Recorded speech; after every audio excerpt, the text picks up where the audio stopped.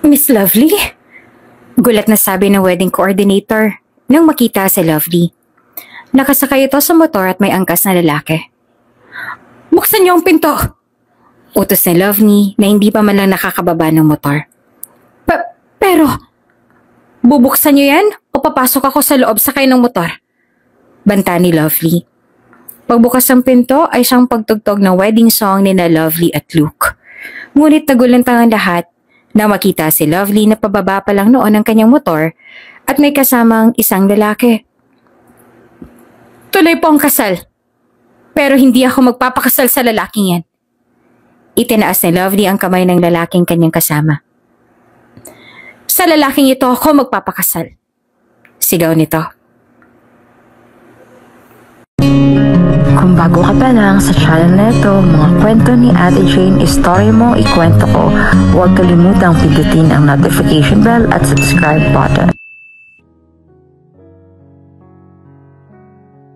30 minutes bago mangyari ang tagpong to, humahangos na nilapitan ni Luke si Pia. Ano nangyayari? Tarantang tanong ni Luke habang inaayos pa ang kanyang necktie. Wala pa si Lovely, buti naman at dumating ka na. Kayo na lang ang hinihintay. Bulong na sabi ni Pia. Ramdam sa buong simbahan ng tensyon. Darating lang din ni Luke sa simbahan at hanggang sa oras na yun ay wala nakakaalam kung nasaan si Lovely. Ngayong araw gaganapin ang pag-iisang dibdib ni na Luke at Lovely.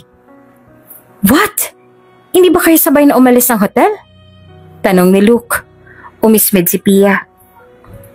Luke naman, paano kami magsasabay? Hindi ba't sa kwarto mo ako natulog? Maaga lang akong umalis para pagdating ng mag-aayos sa akin, nasa room na ako. Magkaiba kami ng room, hindi ba? Never mind. Ano, aatras na kaya siya? Tanong ni Luke. I don't know. Maybe. Sambit naman ni Pia. Kunwaring nag-aalala si Pia sa kanyang half-sister, pero ang totoo ay gusto na nitong tumalon sa tuwa kung hindi man sisipot sa sarili niyang kasal si Lovely. Lumabas na rin ang pare at nagtanong kung nasaan nga ba ang bride. Istrikto sa oras ang nakuha nilang pare kaya naman kahit wala pa si Lovely ay pinasimulan na nito ang entourage. Wala nang nagawa ang wedding coordinator kung hindi sundin ng pare. Unang naglakad si Luke kasama ang kanyang mga magulang, sumunod ang flower girl at mga abay. Hanggang sa mga ninong at ninang na naglalakad ay wala pa rin si Lovely. Ano bang nangyayari, Luke? Nag-away ba kayo? Bulong ng ina ni Luke. Hindi po. Promise, wala po akong alam kung bakit wala pa si Lovely. Paliwanag ni Luke. Binigyan ng 5 minutong palugit si Lovely. Hindi muna nito sinimulan ng misa. Kabado na ang lahat, maliban kay Luke. 1 minuto na lang natitira at tinihinto na ng pare ang kasal nang biglang sumigaw ang isa sa tauhan ng wedding coordinator. Dumating na si Ma'am Lovely! Sigaw nito na umalingaw-ngaw sa buong simbahan. Napawi ang kaba ng lahat at muling nasilayan ng mga ngiti sa kanilang mga labi. Ngunit kabaliktaran naman ang naging reaksyon ni Luke. Pagbukas ng pinto ay nasilayan nila si Lovely. Pababa pa lang ito sa kanyang motor at lalong nagulat ang lahat sa kanyang isinigaw. Matapos ang revelasyon ni Lovely ay nagkagulo ang mga tao sa simbahan, pati ang paring magmimisa sa kanilang kasal. Kung hindi si Marvin ang papakasalan ko, walang kasalang magaganap. Pag-ulit na Lovely. Maraming oras ang nasayang at may susunod pang ikakasal pagkatapos nila kaya naman sinimulan na ng pari ang misa pang kasal at nasunod ang hiling ni Lovely. Kahit na naguguluhan ng mga tao ay tinapos ng pari ang misa sa pagsasabing, I now pronounce you husband and wife. You may kiss the bride. Wika nito at sinelyuhan ni Marvin at Lovely ang kanilang kasal ng halik. Okay lang ba? Tanong ni Marvin. Oo, kasal na tayo eh. Wika ni Lovely. At hinalikan ni Marvin si Lovely ng banayad sa harap ng lahat. Lumakad palabas ng simbahan ng dalawa. Game na game ang mga abay na i-cheer ang bagong kasal, kahit na ngayon lang nila nakita ang lalaking papakasalan ni Lovely. Kiss! Sigaw ng mga ito sabay-sabay ng mga bulaklak Napapailing na lang ang mga photographer at coordinator dahil sa kakaibang kasal na kanilang nasaksihan. Matapos ng ilang photoshoot ay sumakay na sina Marvin at Lovely sa bridal car. Kuya, sa reception tayo. Pero bagalan mo lang ha? Utos na Lovely. Opo ma'am, sabi ng driver at pinaandar na ang sasakyan. Habang binabagtas nila ang daan papuntang reception ay hindi naman maiwasan ni Marvin na matulala sa lahat ng mga nangyayari. Marvin, I'm sorry kung pati ikaw ay dinadamay ko sa kalokohan ko. Panimula ni Lovely. Napansin kasi nitong tulala si Marvin at halatang nabigla sa mga nangyari. Ay ma'am, ayos lang po. Ako naman po nagbigay sa inyo ng ideya eh. Hindi lang po ako makapaniwala na ako po ang gagawin ninyong groom. Nahihiya nitong sabi. Pero nag-work naman siya. At tama ka. Sa paraang to, kahit papaano ay nakapaghiganti ako. Wika ni Lovely. Kahit na nasayang lahat ng ginawa ko para sa dream wedding ko. Biniyaran ni Lovely si Marvin ang maging instant groom. Nangyari ang lahat ng to kaninang umaga bago pumunta si Lovely ng simbahan. Kahit na nga puting-puti ang suot nitong trahe de boda ay nakalumpasay si Lovely sa puntod ng kanyang ina. Umiiyak. At hindi lang bastang umiiyak, kung hindi humahagulhol ito ng todo. Wala itong pakialam kung nagkalat man ang kanyang make-up, basta ang alam ni Lovely ay sobrang sakit ng kanyang nararamdaman ng oras na yon. Mama, bakit ganito? Sa lahat ng tao, bakit si Pia pa? Bakit siya pang naging babae ni Luke? Akala ko kaya kong tiisin ang lahat. Akala ko kaya kong magbulag-bulagan pero hindi eh. Hindi ko kaya. Sabi nito na tila nagsusumbong sa kanyang ina. Nakita mismo ni Lovely ang kataksilan ni Luke habang siya'y abalang-abala sa pag-aasikaso ng kanilang kasal. Si Luke naman ay abalang-abala rin kay Pia. Hindi inaasahan ni Lovely na makita sina Luke at Pia sa isang restaurant. Nagkataon kasing doon nakipagkita ang supplier ng kanilang souvenir para sa kasal. Noong una iniisip ni Lovely na baka may surprise ang dalawa para sa kanya. Ni hindi sumagi sa kanyang isipan na may ginagawa na palang kalokohan ng dalawa dahil malaki ang tiwala niya sa kanyang kasintahan. Magkasundo naman sila ni Pia na kanyang stepsister. Halatang hindi siya napansin ng dalawa dahil may kalayuan ang kanilang distansya. Sa hindi malamang dahilan, maya't maya tinatanaw ni Lovely ang dalawa at laking gulat ito sa kanya nakita. Biglang sinubuan ni Pia si Luke. Hindi naman malaman ni Lovely kung namamalikmata lang ba siya o totoo ba ang kanya nakita. Ayaw haluan ni Lovely ng mali siya ang kanyang nakita kaya naman binaliwala niya ito. Ngunit sadyang pinaglalaroan sila ng tadhana. Dahil isang araw ay may tumawag kay Lovely.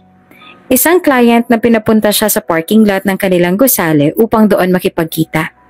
Walang pag-aatubili na pumunta si Lovely sa parking lot. At pagdating niya doon, ay tumambad na naman sa kanya sina Luke at Pia. Nakaakbay si Luke kay Pia na tila ba magkasintahan ng dalawa. Hindi pa rin binigyan ng mali siya ni Lovely ang kanyang nakita. Ngunit, agad itong nagtago at palihim na sinundan ng dalawa.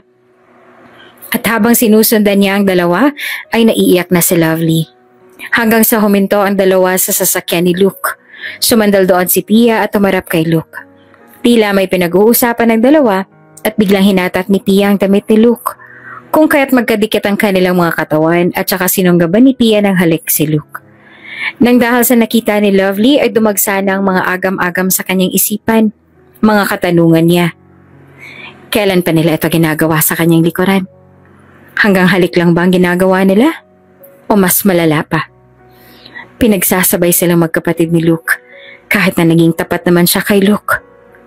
Anong kanyang pagkukulang? Saan siya nagkulang? Hindi naman makaalis si Lovely sa kanyang kinatatayuan. Pinapanood niya ang dalawa sa palitan nila ng halik. Tila walang pakialam ang dalawa kung may makakita sa kanilang ginagawa. Ilang sandali pa ay binuksan ni Luke ang pinto ng sasakyan habang tuloy pa rin ang halikan nila ni Pia. At ang nakapasok na sila sa loob ay isinara na nila ang pinto. Nakatitig lang si Lovely sa sasakyan. Pinagmamasdan nito ang paunti-unting pag-aalog nito. Para bang tumatagos ang kanyang tingin at nakikita ang ginagawa ng dalawa sa loob. Mga baboy. Usal nito habang gigil na gigil. Sa kabila ng kanyang nakikita ay pikit mata pa rin pinagpatuloy ni Lovely ang kanilang relasyon ni Luke. Wala itong pinagsabihan ng kanyang nalaman. Sinarili niya lang ang sakit kahit na tuwing hahalikan siya ni Luke ay nasusuka siya. Hindi ako aatras sa kasal. Ginawa niyong miserable ang buhay ko? Pwes, gagawin ko rin miserable ang buhay ninyo. Hinding-hindi kayo liligayang dalawa. Ako ang hahadlang sa kaligayahan niyo. Pangako nito sa kanyang sarili. Kaya itinuloy pa rin ni Lovely ang pag-aasikaso ng kasal. Namumutawi man ang lungkot sa mga mata ni Lovely. Kahit ang mga makeup artist ay hirap na bigyang buhay ang mga mata ni Lovely sa araw mismo ng kanyang kasal. Buo man ang desisyon ni Lovely na pakasalan ng taksil niyang kasintahan, ay pumunta muna itong sementeryo kung saan nakalibing ang namayapa niyang ina. Sakay ng kanyang pinakamamahal na motor at suot ang kanyang trahe de boda, doon ibinuhos ni Lovely ang lahat hanggang sa isang lalaking nag-abot sa kanya ng bimpo. Ma'am, malinis naman po yan. Wika ng lalaki. Napatingala si Lovely at tinanong ang lalaki kung sino ito. Magilo namang sumagot ang lalaki at sinabi ang kanyang pangalan. Ako po si Marvin. Bago lang po akong tagalinis ng mga punto dito. Kayo po? Tanong ni Marvin. Lovely. Maiksi nitong sagot. Ma'am, kung hindi niyo po ikakagalit, bakit po kayo naka-wedding gown? Tanong ni Marvin. Ikakasal ako dapat ngayon. Sa taong niloko ako. Sagot ni Lovely. At dahil sa nag-uumapaw na kalungkutan ay kinwento na nga ni Lovely ang mga nangyari. Habang nagkukwento ay gumagaan naman ng kaunti ang pakiramdam ni Lovely. Mahigit 2 buwan na rin niyang bitbit ang bigat na ito at nagtitiis sa lalaking inahas ng kanyang kapatid. Kawawa naman pala po kayo, ma'am. Pero bakit niyo pa po tutuloy yung kasal kung masasaktan lang po pala kayo sa lalaking niloko kayo? Tanong ni Marvin. Gusto kong gumanti sa kanila. Gusto kong magdusa sila. Hindi ko sila hahayaang maging masaya. Gigil nitong sabi kay Marvin. Natahimik naman si Marvin. Tila nag-iisip ito ng ibang paraan para makaganti sa nanloko kay Lovely. Awang-awa kasi ito sa itsura ng dalaga. Kalat-kalat na ang makeup nito ngunit wala pa rin itong pakialam. At panay pa rin ang pag-iyak. Ma'am, kung hindi naman po kayo ulit magagalit at total sinabi niyo na rin naman po ang problema ninyo, hindi ba mas makakaganti kayo kung may iba na lang kayong lalaking isasama sa kasal? Para quits, kumbaga. Suwestyon ni Marvin. Kasi ma'am, sa simbahan pa man din kayo ikakasal. Alalahanin niyo, sabi ng mga matatanda, ang pinagsama ng Diyos ay kailanman hindi mapaghiwalay ng tao. Mariing sabi ni Marvin. Napaisip si Lovely ng dahil sa mga sinabi ni Marvin. Napagtanto nitong tama si Marvin. Makukulong siya sa isang kasal at panghabang buhay na yon. Kaya naman isang ideya ang naisip ng dalaga. Tumayo si Lovely at pinunasan ang kanyang mga luha at pinagpagaan ang kanyang damit. Tara, sumama ka sa akin. Ayan nito at hinawakan sa kamay si Marvin. Ay, teka lang po ma'am. Saan po tayo pupunta? Tanong ng binata. Sa simbahan. Magpapakasal. Diretsong sagot na Lovely. Po? Gulat na sabi naman ni Marvin.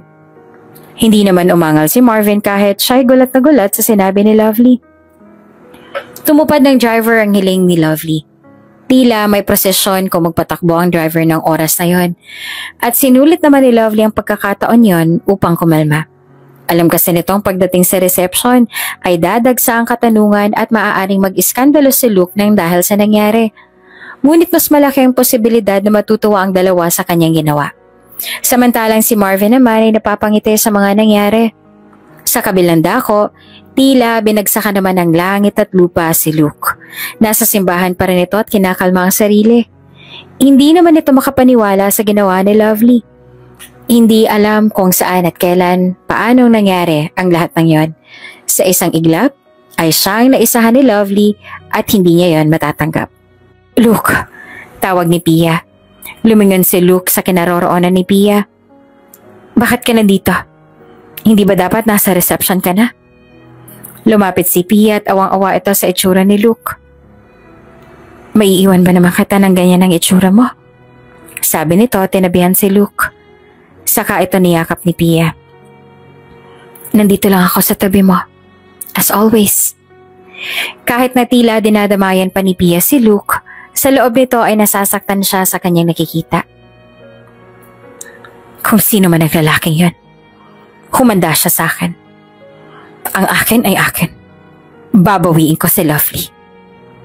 Gigil na sabi ni Luke. At dito na nga nagtatapos ang ating unang kabanata. Ano kaya ang gagawin ni Luke para mabawi si Lovely? Mabawi niya kaya talaga ang dalaga? At ano naman ang mangyayari sa reception? Abangan sa susunod na kabanata.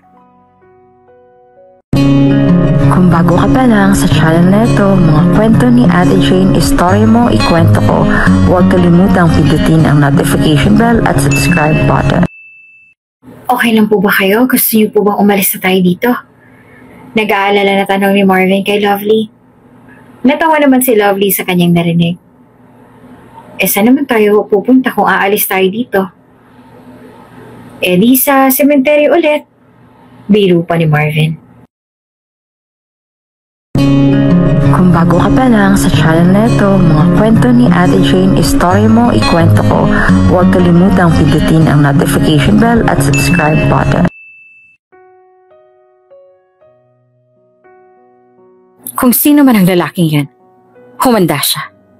Ang akin ay akin. Babawiin ko si Lovely. Gigil na sabi ni Luke. Nakarating na rin ang dalawa sa reception. Hindi naman sila late na late, ngunit marami nang naghihintay sa kanilang pagdating. May mga bisitang masaya sa kinahinatnan ng ginawa ni Lovely. Ngunit ang karamihan ay dagsa ang katanungan sa ginawa ng dalaga. Hindi naman galing sa mayamang pamilya si Lovely. Sa middle class lang sila, ngunit dekalibreng babae naman si Lovely. Team leader siya ng isang advertising company at kaya niyang bumuhay ng pamilya. Pagkababa ni Lovely at Marvin ay sinalubong si Lovely ng kanyang team. Sobrang saya nilang lahat. Hindi tulad ng mga kaanak ni Lovely. Hindi na nagawang pumunta sa reception ng kaanak at mga magulang ni Luke dahil sa ginawa ni Lovely.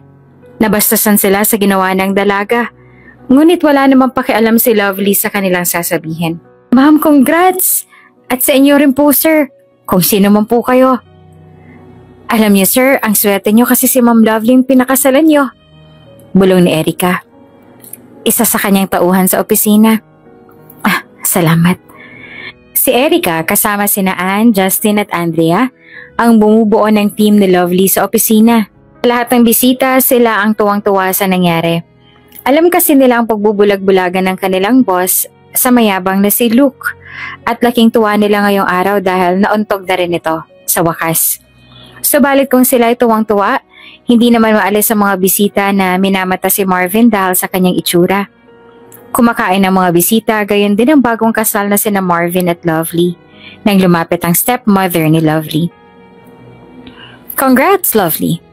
Sabay beso ni Ruth ang stepmother ni Lovely at sabay may ibinulong. Hindi ako naging masaya sa ginawa mo, Iha. May diin ang bawat salitang binigkas nito kay Lovely. Pipili ka na lang ng ipapalit mo kay Luke, yung mukha pang basura. Saan mo ba napulot ang lalaking yan? Ibinaba mo na naman ba ng sobrang taste mo, Lovely?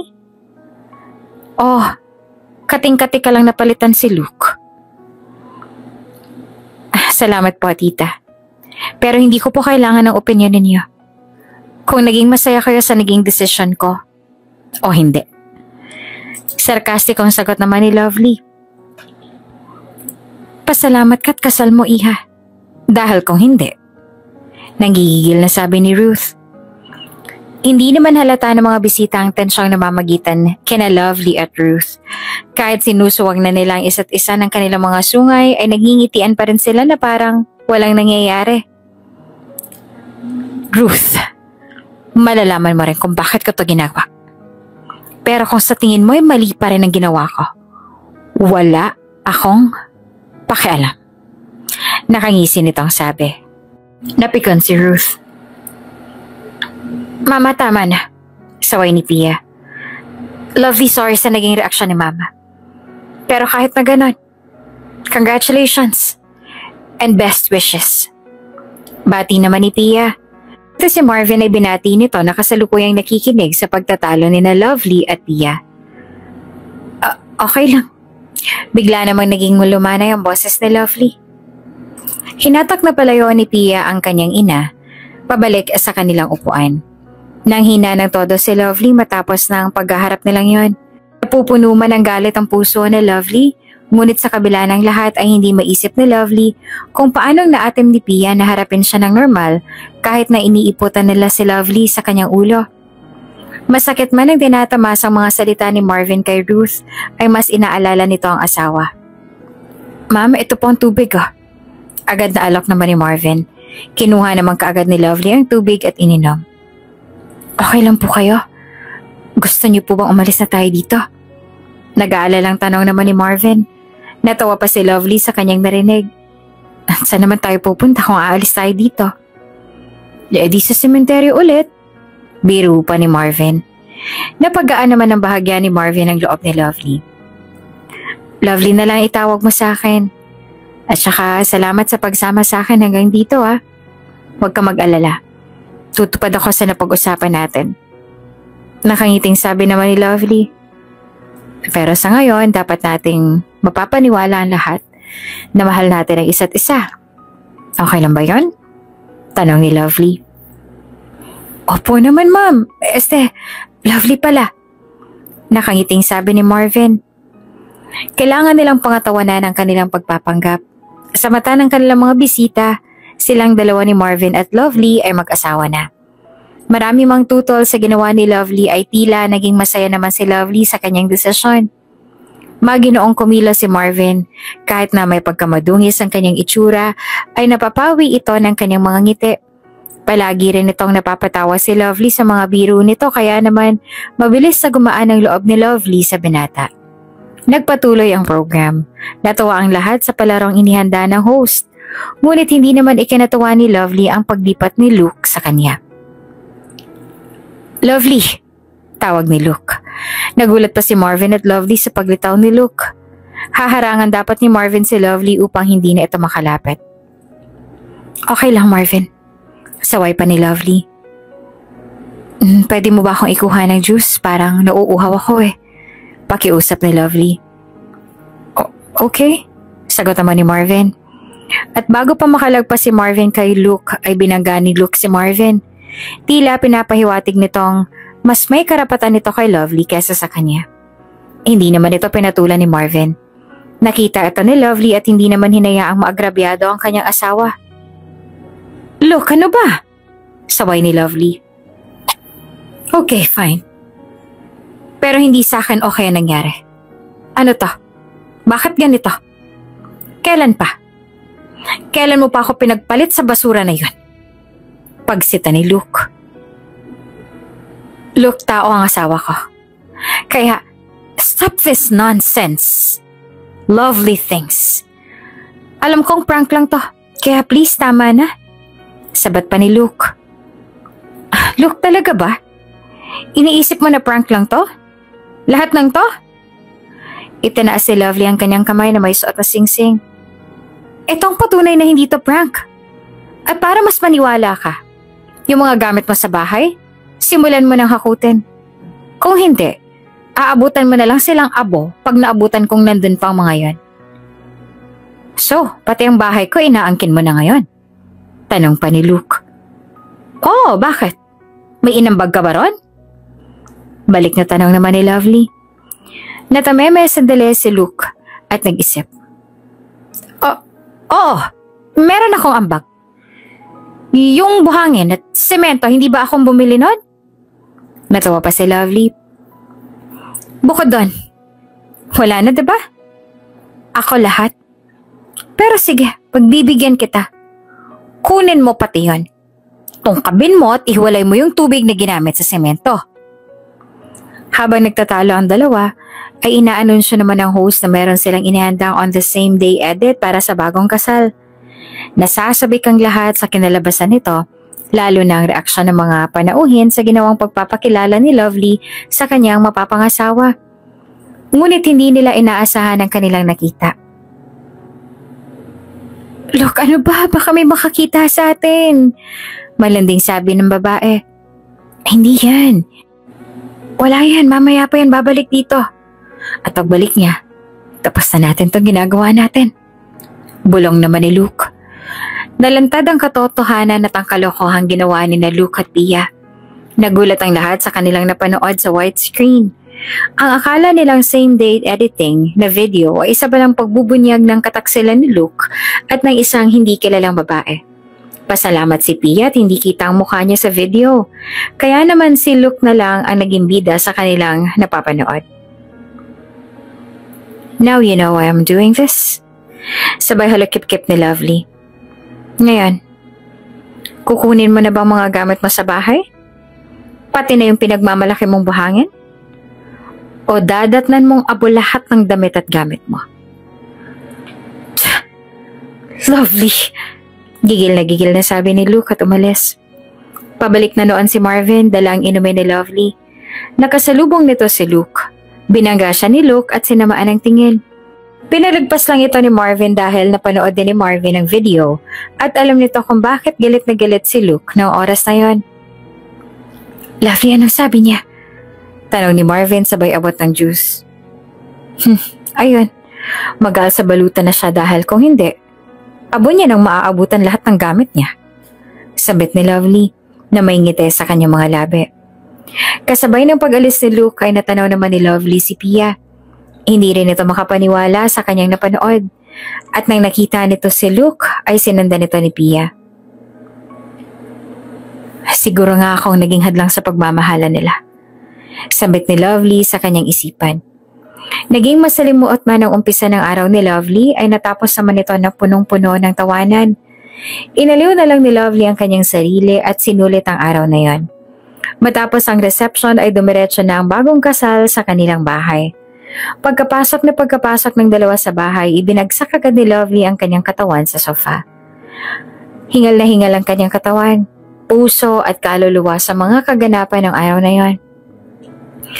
"Ay, sa wakas, nasakit ng buong pagkatao ko," sabi nito at ipinikit muna sandali ang kanyang mga mata.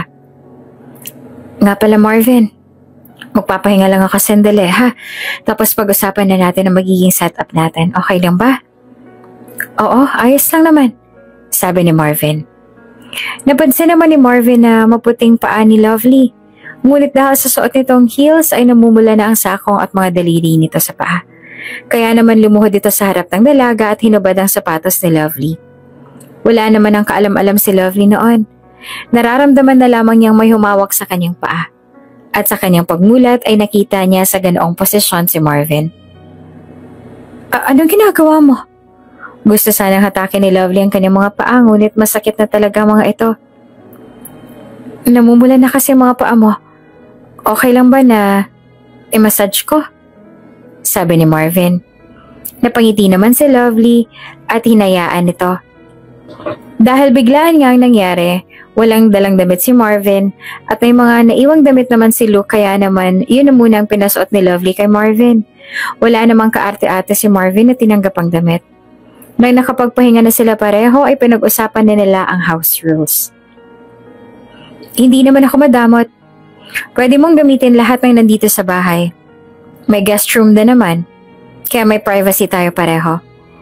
Hihilingin ko lang sa'yo na pag may pumunta dito, tapos biglang dito sila magstay, no choice tayo kundi magsama sa isang kwarto." Paliwanag ni Lovely. Sumang-ayon lang naman si Marvin sa naging house rules na Lovely. Pinag-usapan din nila ang mode of payment para sa pagpapanggap ni Marvin at kung hanggang kailan sila magiging mag-asawa. "Every month kita babayaran. Libre ka na rin sa pagkain pag nandito ka. Kasi mag-grocery naman ako monthly. Kung may gusto kang iba, ayos lang din naman. Basta respetuhan lang sa privacy ng isa't isa. Yan lang naman ang sakin. And then tungkol kung hanggang kailan tayo magiging mag-asawa, papalipasin muna natin at least half a year or maka-isang taon. May kilala naman ako abogado para masettle natin ang lahat after." Ako nang bahala sa gastos kaya wala kang dapat alalahanin. Wala pa ring angal si Marvin sa mga sinabi ni Lovely. Wala ka bang rules tungkol sa relasyon natin? Ang ibig ko pong sabihin na yung mga bawal ko pong gawin. Tanong ni Marvin. Puro technical na bagay ang nainisip na Lovely at nakaligtaan nito ang tungkol sa bagay na yon. I'll respect you and you should respect me. Yun na lang siguro. Sagot ni Lovely. Ikaw, may rules ka ba na gusto mong ipatupad? Meron. Gusto ko sanang sundin yung kasabihan na happy wife, happy life. Wika naman ni Marvin. Pagtataka ni Lovely. Gusto ko lang sana sa kasunduang to ay maging masaya ka. Tugon naman ni Marvin. Naweirdohan naman si Lovely na sumang-ayon na lang sa gusto ni Marvin. At dito na nga nagtatapos ang ating kabanata. Ano kaya magiging buhay ni Lovely sa piling ni Marvin? Magtagumpay kaya sila sa kanilang pagpapanggap? Mapanindigan kaya nila ito? Abangan sa susunod na kabanata. Kung bago ka pa lang sa channel na ito, mga kwento ni Ate Jane, Story Mo, Ikwento Ko, huwag kalimutang pindutin ang notification bell at subscribe button. Gusto ko rin sana malaman kung saan ka nakatira, kung kasama mo ba mga magulang mo, kung saan sila nakatira, kung may kapatid ka ba. Nalunok ni Marvin ang kanyang kinakain na hindi man lang inunguya. Namawis ito bigla kahit na todo naman ang lakas ng electric fan. Iyon ay kung okay lang naman sa'yo. Cambio pa nito. Okay, Lovely. Pero baka kasi magulat ka. Maliit lang ang bahay ko. Tapos madumit, maraming ipis. Siwalat ni Marvin. Kung bago ka pa lang sa channel na ito, mga kwento ni Ate Jane, Story Mo, Ikwento Ko, huwag kalimutang pindutin ang notification bell at subscribe button. Gusto ko lang sana na sa kasunduang to ay maging masaya ka. Tugon ni Lovely. Naweirdohan man si Lovely ay sumang-ayon na lang ito sa gusto ni Marvin.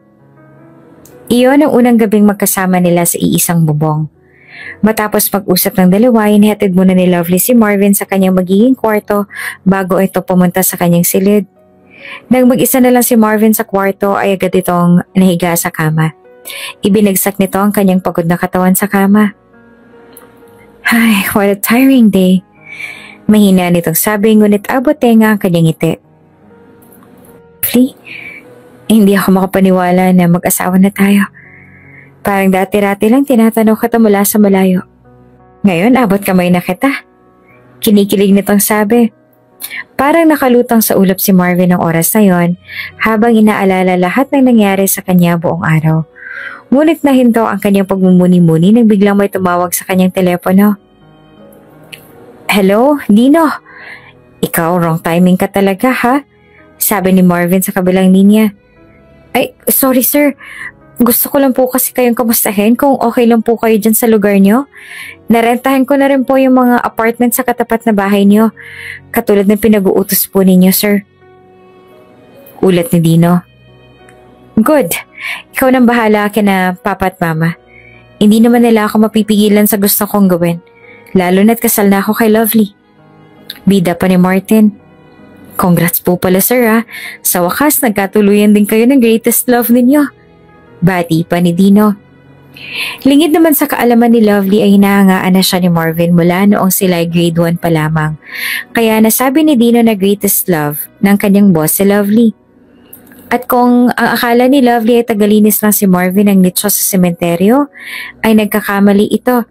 Si Marvin ang nagmamay-ari ng sementeryong yon at anak siya ng isang mayamang business tycoon sa Pilipinas. Hindi lang ito masyadong lumalabas sa media dahil gusto nitong maging pribado ang kanyang buhay. Hindi naman makatulog ng gabing yon si Marvin. Kilig na kilig ito dahil sa mga nangyayari. Namumutawi dito sa kanyang isipan ng mga halik ni Lovely sa kanya kanina sa kasal. Banayad ang halik na yon at hanggang ngayon ay ramdam ni Marvin ang lambot ng mga labi ni Lovely. Ayos lang kahit fake kiss sa mga yon. Ang mahalaga, nailigtas ko siya sa lalaking yon. usal nito habang nakahiga. Una silang nagkita noong sila grade 1 pa lamang.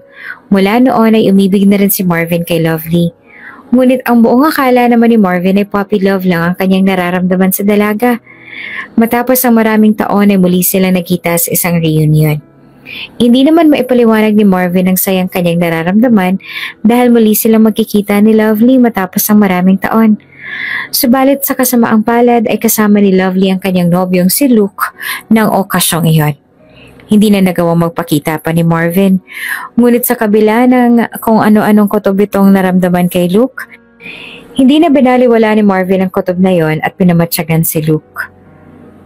At doon ito natuklasang niloloko nito ang kanyang nobya. Na makita nito si Luke na may kahalikan sa isang bar, nagkataon na inaya siya ng kanyang mga kaibigan kaya siya nandoon. Labis na nagalit si Marvin sa kanyang nalaman.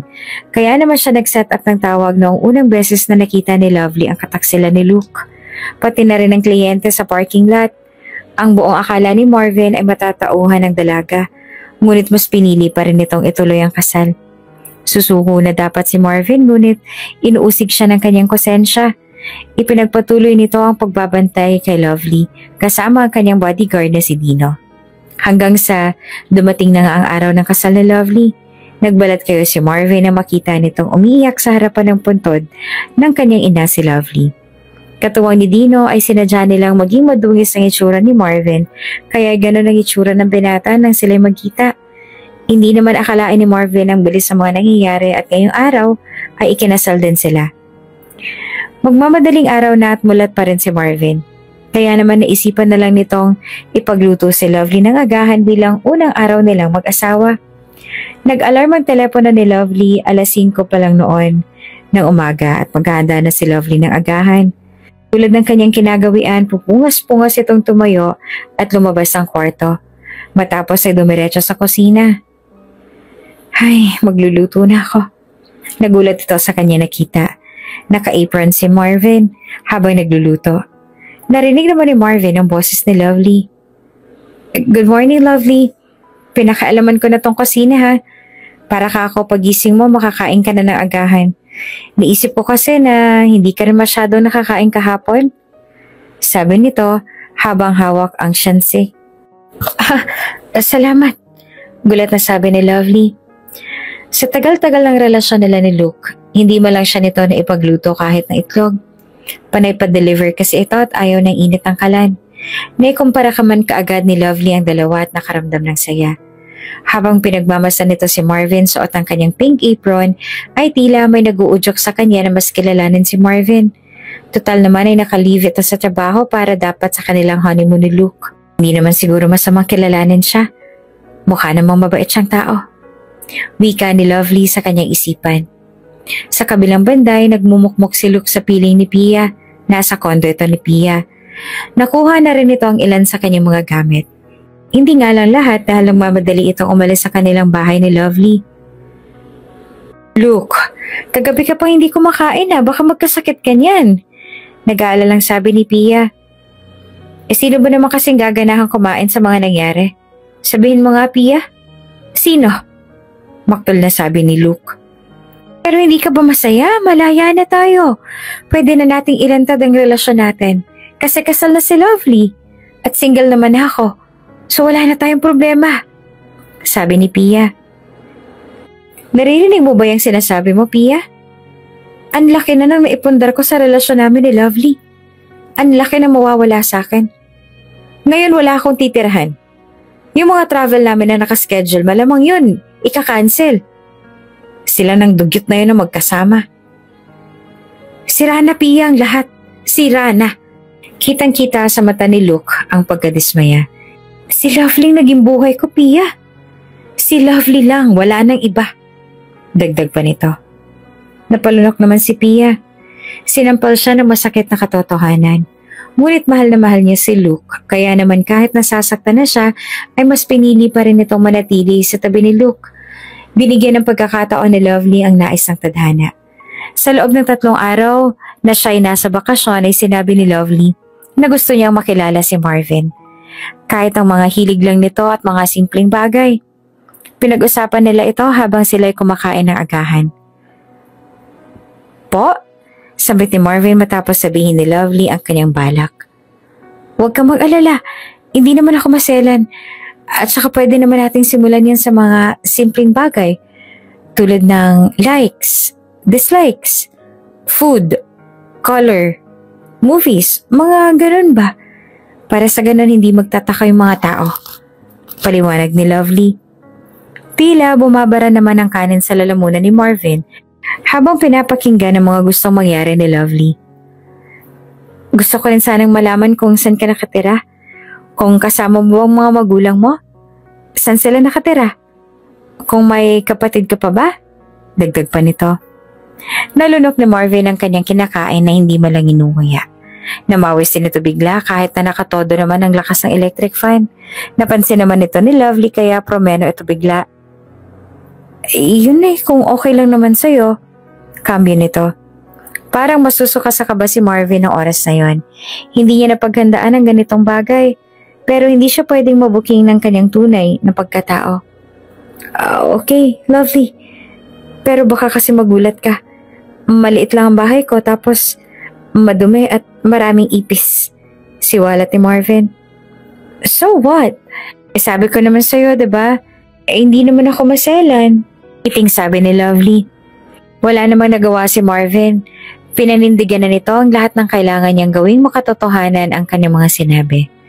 Mabuti na lang at nagsimula sila sa mga maliit na bagay. Nagpalitan sila ng gustong pagkain, lugar, kulay at kung ano-ano pa. Nang sa gayon ay makita nila kahit paano ang isa't isa. Nalibang ang dalawa sa kanilang pag-uusap. Habang naguhugas ng plato si Lovely ay nagkakwentuhan sila at nalamang marami pa silang pagkakaiba at may mga pagkakatulad din kahit papaano. Alam mo, mukhang hindi tayo compatible. Madaldal ako. Introvert ka. Mahilig ako sa mga light colors. Ikaw naman sa dark. Kahit sa pagkain, magkataliwas tayo ng gusto. Puna ni Lovely. Ano naman ngayon? Sabi ko nga, 'di ba? Happy wife, happy life. Kaya ko naman mag-adjust Walang problema sa akin yan. Biglan mo lang ako ng time. Sabi ni Marvin. Nakaramdam naman ng kilig si Lovely. Pakiramdam nito ay nililigawan siya ni Marvin. Sumapit ang tanghalian at si Lovely ang nagluto. Sarap na sarap si Marvin sa nilutong tinola ni Lovely. Gusto pa sana nitong magstay sa bahay ngunit nagpaalam muna si Marvin. Kailangan kasing asikwasuhin ang ilang bagay upang hindi siya mabuking ni Lovely. Nakipagkita ito kay Dino. Todo kantsaw nga ito sa kanyang amo ngunit sabihin ni Marvin ang kanilang mga napag-usapan ni Lovely ay napanganga na lang si Dino. Boss, talaga bang ganun ang sinabi mo? Pwede mo naman sabihin na maliit ang bahay pero hindi naman yung para kang inap Daing ni Dino. Dino, tapos na, nasabi ko na. Kaya ang kailangan mong gawin ay humanap ng bahay at magpanggap na kaibigan ko. Ulila na ako at probinsyanong nakipagsapalaran sa Maynila. Ganon na lang ang sinabi ko. Ani Marvin. Binibigyan kita hanggang bukas para maghanap ng kunwaring tirahan natin. Ikaw nang bahala. Kayang-kaya mo na yan. Utos pa ni Marvin. Boss naman, himala bang gusto mo pero sige. Para sa love life mo boss, gagawin ko. Napakamot sa kanyang ulo si Dino. Habang nag-iisip naman kung saan niya sisimula ng utos ng kanyang boss. Kinagabihan umuwi na rin si Marvin. Sinabi nitong nagpaalam siya sa kanyang amo na liliban muna ng ilang araw sa trabaho. Sinabi na rin nitong sa makalawa niya dadali ng dalaga sa kanyang munting tahanan. Na-excite naman ako. Kailangan ko bang magdala ng food sa inyo? Nasasabik na sabi ni Lovely. Nako, wag na.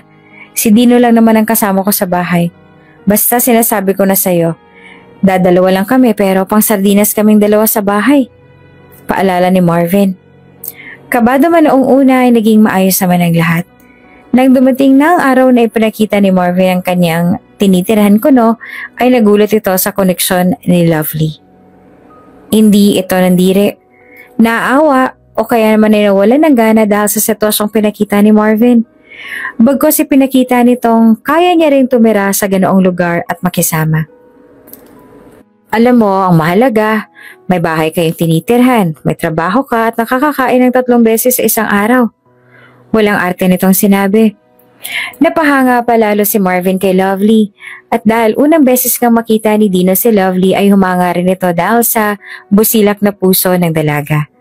Dumaan ang mga araw at naging komportable ang dalawa sa isa't isa. Magkasabay silang kumakain. Maagang gumigising si Marvin para ipaghanda si Lovely ng agahan at baon. Pagdating naman ng hapunan ay maagang umuuwi si Marvin upang maipagluto si Lovely ng masarap na hapunan.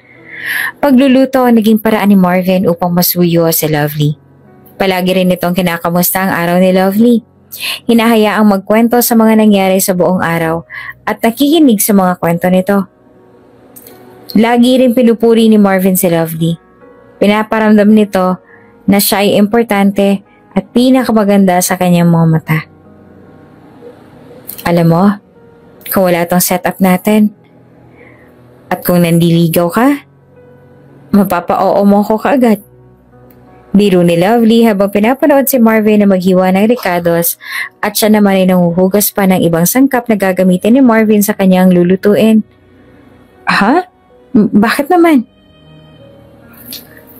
Alam mo kasi, act of service din ang pinakamagandang katangian ng lalaki. Yung pagiging gentleman, maalalahanin at super plus points pag nakikinig sa mga chismis na kinukwento ng mga babae.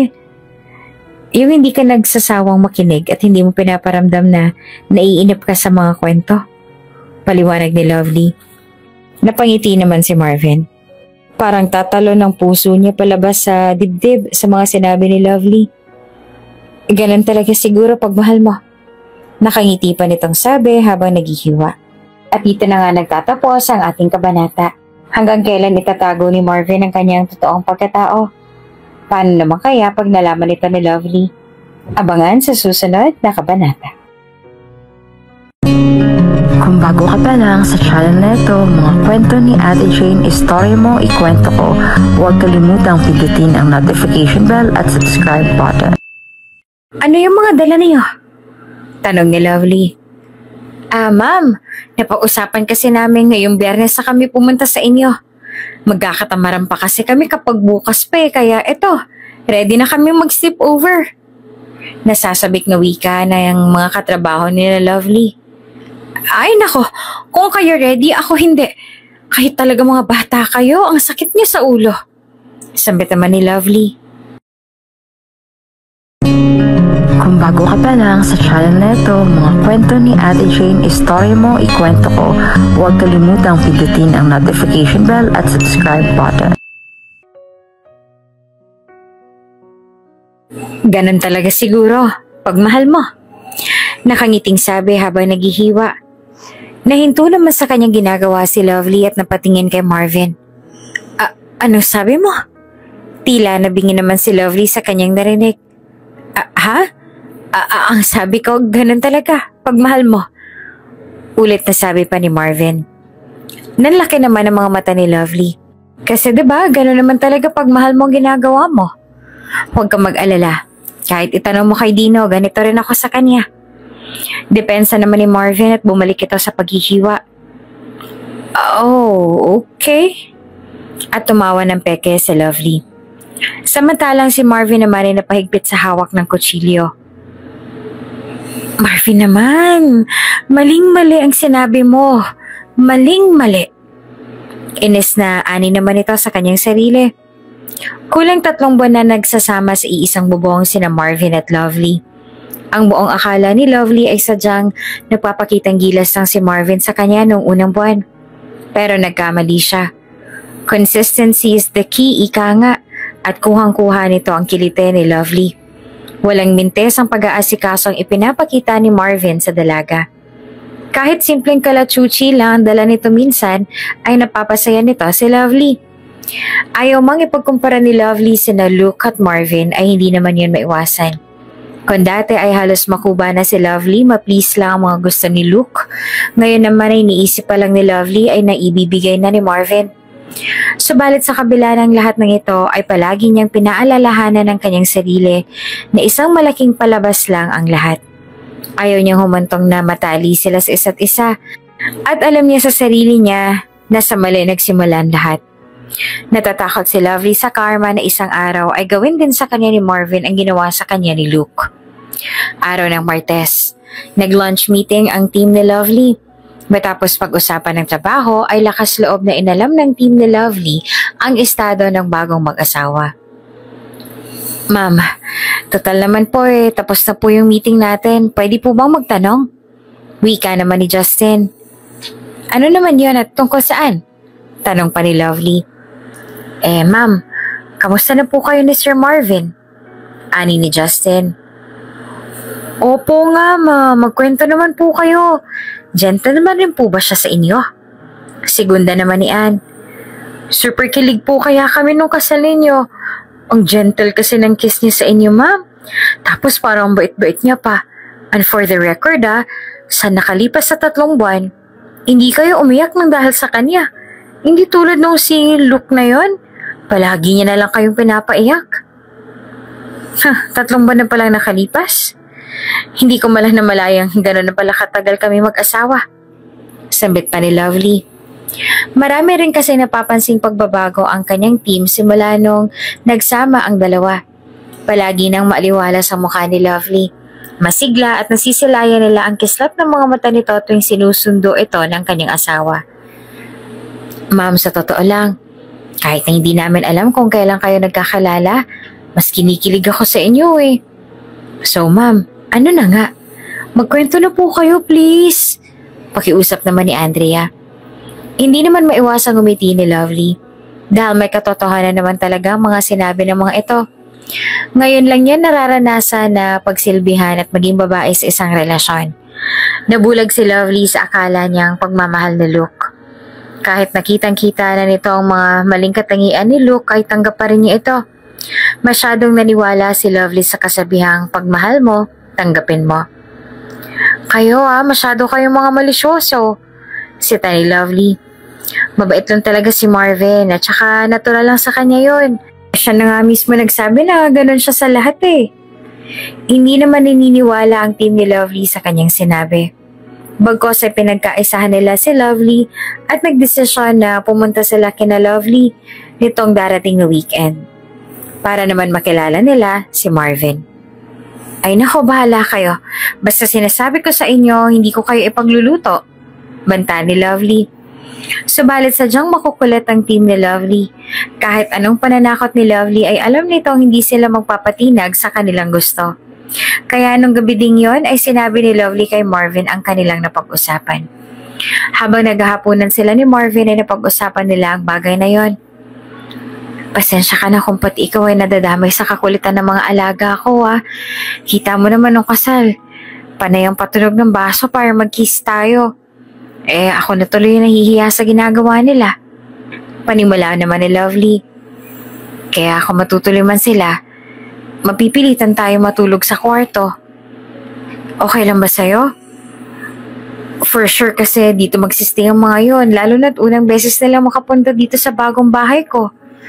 Wika ni Lovely upang ipaliwanag ang mga mangyayari.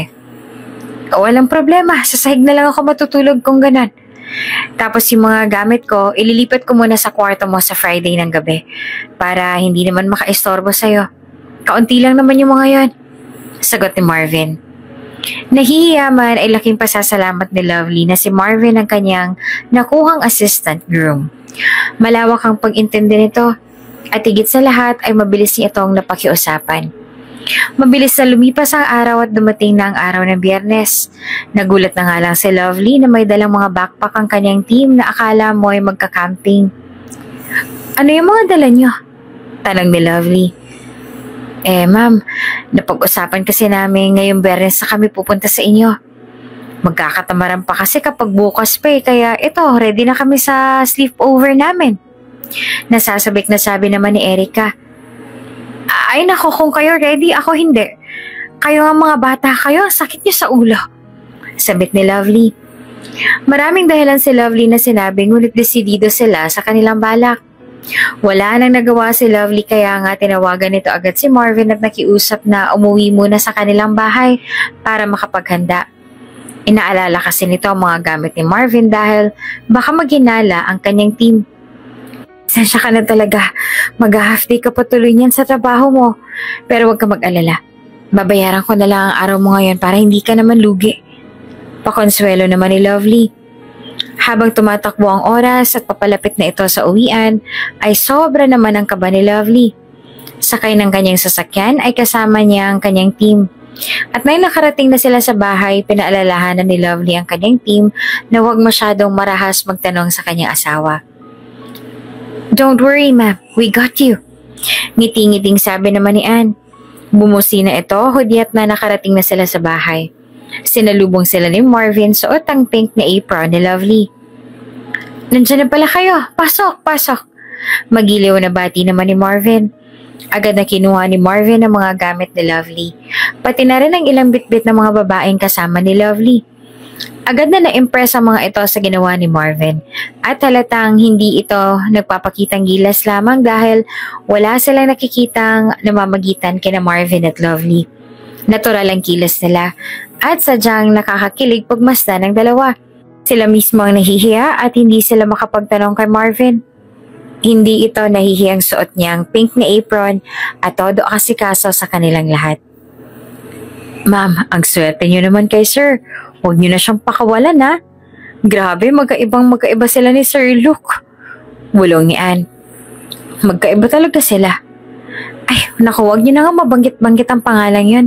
Pag narinig ko pang pinagkukumpara niyo sila, doon kayo matutulog sa labas." Masungit na sabi ni Lovely. Naging masaya naman ang stay ng team ni Lovely. Para silang nagbabahay-bahayan at magulang nila sina Marvin at Lovely. Nag-ipon ng mga ito ng lakas ng loob upang usigin si Marvin. Sa tulong ng kaunting ladies drink para sa mga babae at beer naman para kina Marvin at Justin ay nagkwentuhan sila. "Sir, mahal niyo ba talaga tong mom namin? Kasi kung hindi, naku, hindi ka sisikatan ng araw." Biro pa ni Andrea. Natawa naman si Marvin. "Hindi naman sigurong masama magsabi ng totoo, no? Malay mo naman, maalala niya kung sino ako. At maramdaman niyang mahal ko siya." Usal ni Marvin sa kanyang isipan. "Oo naman. Alam niyo kasi, unang beses ko pa lang na makita si Lovely, napana na ako ni Cupido. Maniwala man kayo o sa hindi." Simpleng sagot naman ni Marvin. Paano naman kayo nagkakilala?" Tanong naman ni Anne. Nadala na si Marvin ng usapan kaya naman bigla itong nagkwento. "Matagal na kaming magkakilala. At sa pagkakaalala ko, elementary pa lang kami noon. Tapos ay may sumira ng pencil case ko. Iyak ako na iyak. Tapos si Lovely dumating at pinagtanggol ako. Ang kaso ay sinira rin nung kaaway yung pencil case ni Lovely kaya ayun, pareho tuloy kaming umiiyak na umuwi. Pero ang hindi naman alam ni Lovely, simula noong araw na yon, nahulog na ako sa kanya. Kahit na matapang siya, masungit at mataray, kahit nasiga siya at independent woman, gusto ko pa rin siya." Salaysay ni Marvin. Habang nagkukwento si Marvin ay nakatitig ito kay Lovely. Kaya nung nagkita kami ulit, hindi ko na siya pinakawalan. Alam kong ikakasal na siya noon. Nalungkot ako ng sobra. Pero nung nalaman kong niloloko lang siya ng look na yon, ginawa kong lahat, maligtas lang siya. Usal nito at sa pagkakataong yon ay nakatingin na rin si Lovely kay Marvin. Tila naman may dumaang anghel dahil nabalot ng katahimikan ang paligid. Ngunit sa pagitan ni Marvin at Lovely ay rinig nila ang tibok ng kanilang mga puso. Nagsusumigaw ang puso ni Marvin sa kanyang labis sa pagmamahal kay Lovely. Samantalang si Lovely naman ay tuluyan ang nahulog kay Marvin ng oras na yon. Natapos ang gabing yon na punong-puno ng kilig sa pagitan ng mag-asawa. Nasa guest room sina Anne, Erica at Andrea. Samantalang si Justin naman ay pinaganda ni Marvin ang higaan sa sala. Habang sina Marvin at Lovely naman ay nasa kwarto. Nasa kama si Lovely, samantalang si Marvin naman ay nasa may sahig katabi ng kama ni Lovely. Nakahiga na sila pareho sa kanilang mga pwesto, ngunit pareho silang hindi makatulog. Panay ang baling ni Lovely. Samantalang si Marvin naman ay nakikipagtitigan sa kisame. "Lovely? Marvin?" Sabay nilang sabi. Bigla namang bumangon si Marvin. "May kailangan ka ba? Kanina ko pa napapansin na pabaling-baling ka dyan sa kama mo ah." Hindi ka ba makatulog? Gusto mo ba ipagtimpla kita ng gatas? Bumangon na rin si Lovely. Nako, ayos lang ako. Ikaw talaga. Hindi ka rin ba makatulog? Tumango naman si Marvin. Matapos ay natahimik naman silang dalawa. Ang galing mo pala kanina. Buti naisip mo agad yung kwento na yan. Tanong ni Lovely. Yun ba? Totoo naman kasi nangyari sa akin yun. At siya ang childhood crush ko. Hanggang ngayon kasi, ganun pa rin ang nararamdaman ko para sa kanya. Ang kaso nga lang, kasal na siya. Sagot ni Marvin. Nagulat naman si Lovely at nasaktan ng bahagya. Ano ba naman to? Kung kailan nahulog na ako sa kanya. Saka ko naman yun nalaman. Ngulumod na sabi naman ni Lovely. Natawa si Marvin dahil kung alam lang ni Lovely na siya ang babaeng tinutukoy niya. Hindi naman natiis ni Marvin si Lovely. Tumayo na ito at lumakad papuntang pinto. Saan ka pupunta? Tanong ni Lovely. Ipagtitimpla kita ng gatas. Iwasan mo na magpuyat para nasa kondisyon ng katawan mo sa annual check-up niyo sa isusunod na buwan. Sagot ni Marvin at lumabas na ng kwarto. Hindi na nakapagsalita si Lovely. Naramdaman na lang nito ang pamumula ng kanyang pisngi. Sa bawat araw na dumadaan ay mas nakikilala ng dalawa ang isa't isa. Ngunit dahil sa nalaman ni Lovely tungkol sa nakaraan ni Marvin, ay binagabag si Lovely ng kanyang isipan. Nagsiselos ito. At gusto nitong malaman kung ano kayang katangian ng babaeng gusto ni Marvin. Kung maganda ba ito, maasikaso, at kung ano-ano pa. Ay, nakakainis. Inisasabi ni Lovely. Nasa sala siya noon at nanunood ng TV. Habang si Marvin naman ay naghahanda na ng kanilang makakain. Oh, bakit? Tanong ni Dino. Kasama rin nila si Dino na nanonood. Dinalaw ni Dino si Marvin ng araw na yon. Wala, may naisip lang ako. Palusot ni Lovely. Matagal na ba kayong magkaibigan ni Marvin? Oo, matagal na. Mula bata pa kami. Magkaibigan na kami. Sagot naman ni Dino. At dito na nga nagtatapos ang ating kabanata. Ano-ano kayang matutuklasan ni Lovely tungkol sa katauhan ni Marvin na manggagaling kay Dino? Mapapaniwala kaya nila ang kanilang mga kasamahan sa trabaho na tunay silang mag-asawa at nagmamahalan? Abangan sa susunod na kabanata. Kung bago ka pa lang sa channel na ito, mga kwento ni Ate Jane, Story Mo, Ikwento Ko, huwag kalimutang pindutin ang notification bell at subscribe button. May saysay pala ako sa mundong to, no? Akala ko pwede na ako mawala dahil wala naman nagmamahal sa akin. Nakangiti nitong sabi kahit panay ang tulo ng kanyang mga luha. Kung bago ka pa lang sa channel na ito, mga kwento ni Ate Jane, Story Mo, Ikwento Ko, huwag kalimutang pindutin ang notification bell at subscribe button. Matagal na ba kayo magkaibigan ni Marvin? Oo, matagal na. Mula bata pa kami. Magkaibigan na kami. Sagot naman ni Dino. Totoo namang mula bata pa sila ay magkaibigan na sila ni Marvin. Bodyguard ng mga magulang ni Marvin ang tatay ni Dino at palagi silang naglalaro noong mga bata pa sila. Hanggang sa kinuha na rin ni Marvin si Dino bilang kanyang personal bodyguard. Kaya naman kahit sila ay mag-amo, ay malapit ang dalawa sa isa't isa. Gusto ko sanang itanong kasi may nabanggit kasi si Marvin tungkol sa sa humuhugot ng lakas ng loob si Lovely kung paano niya itatanong kay Dino ang tungkol sa childhood crush ni Marvin. Sa ano? Puro ano lang yung naiintindihan ko eh. Sabi naman ni Dino.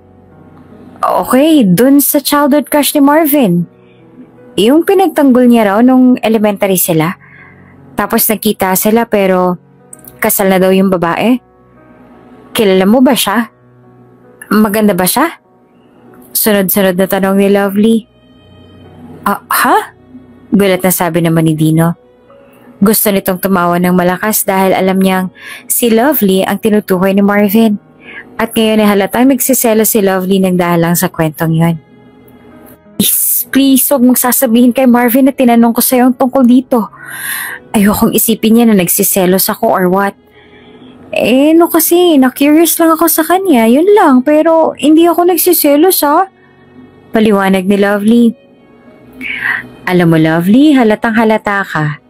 Natatawang sabi naman ni Dino. Na ano? Pagtataka pa ni Lovely.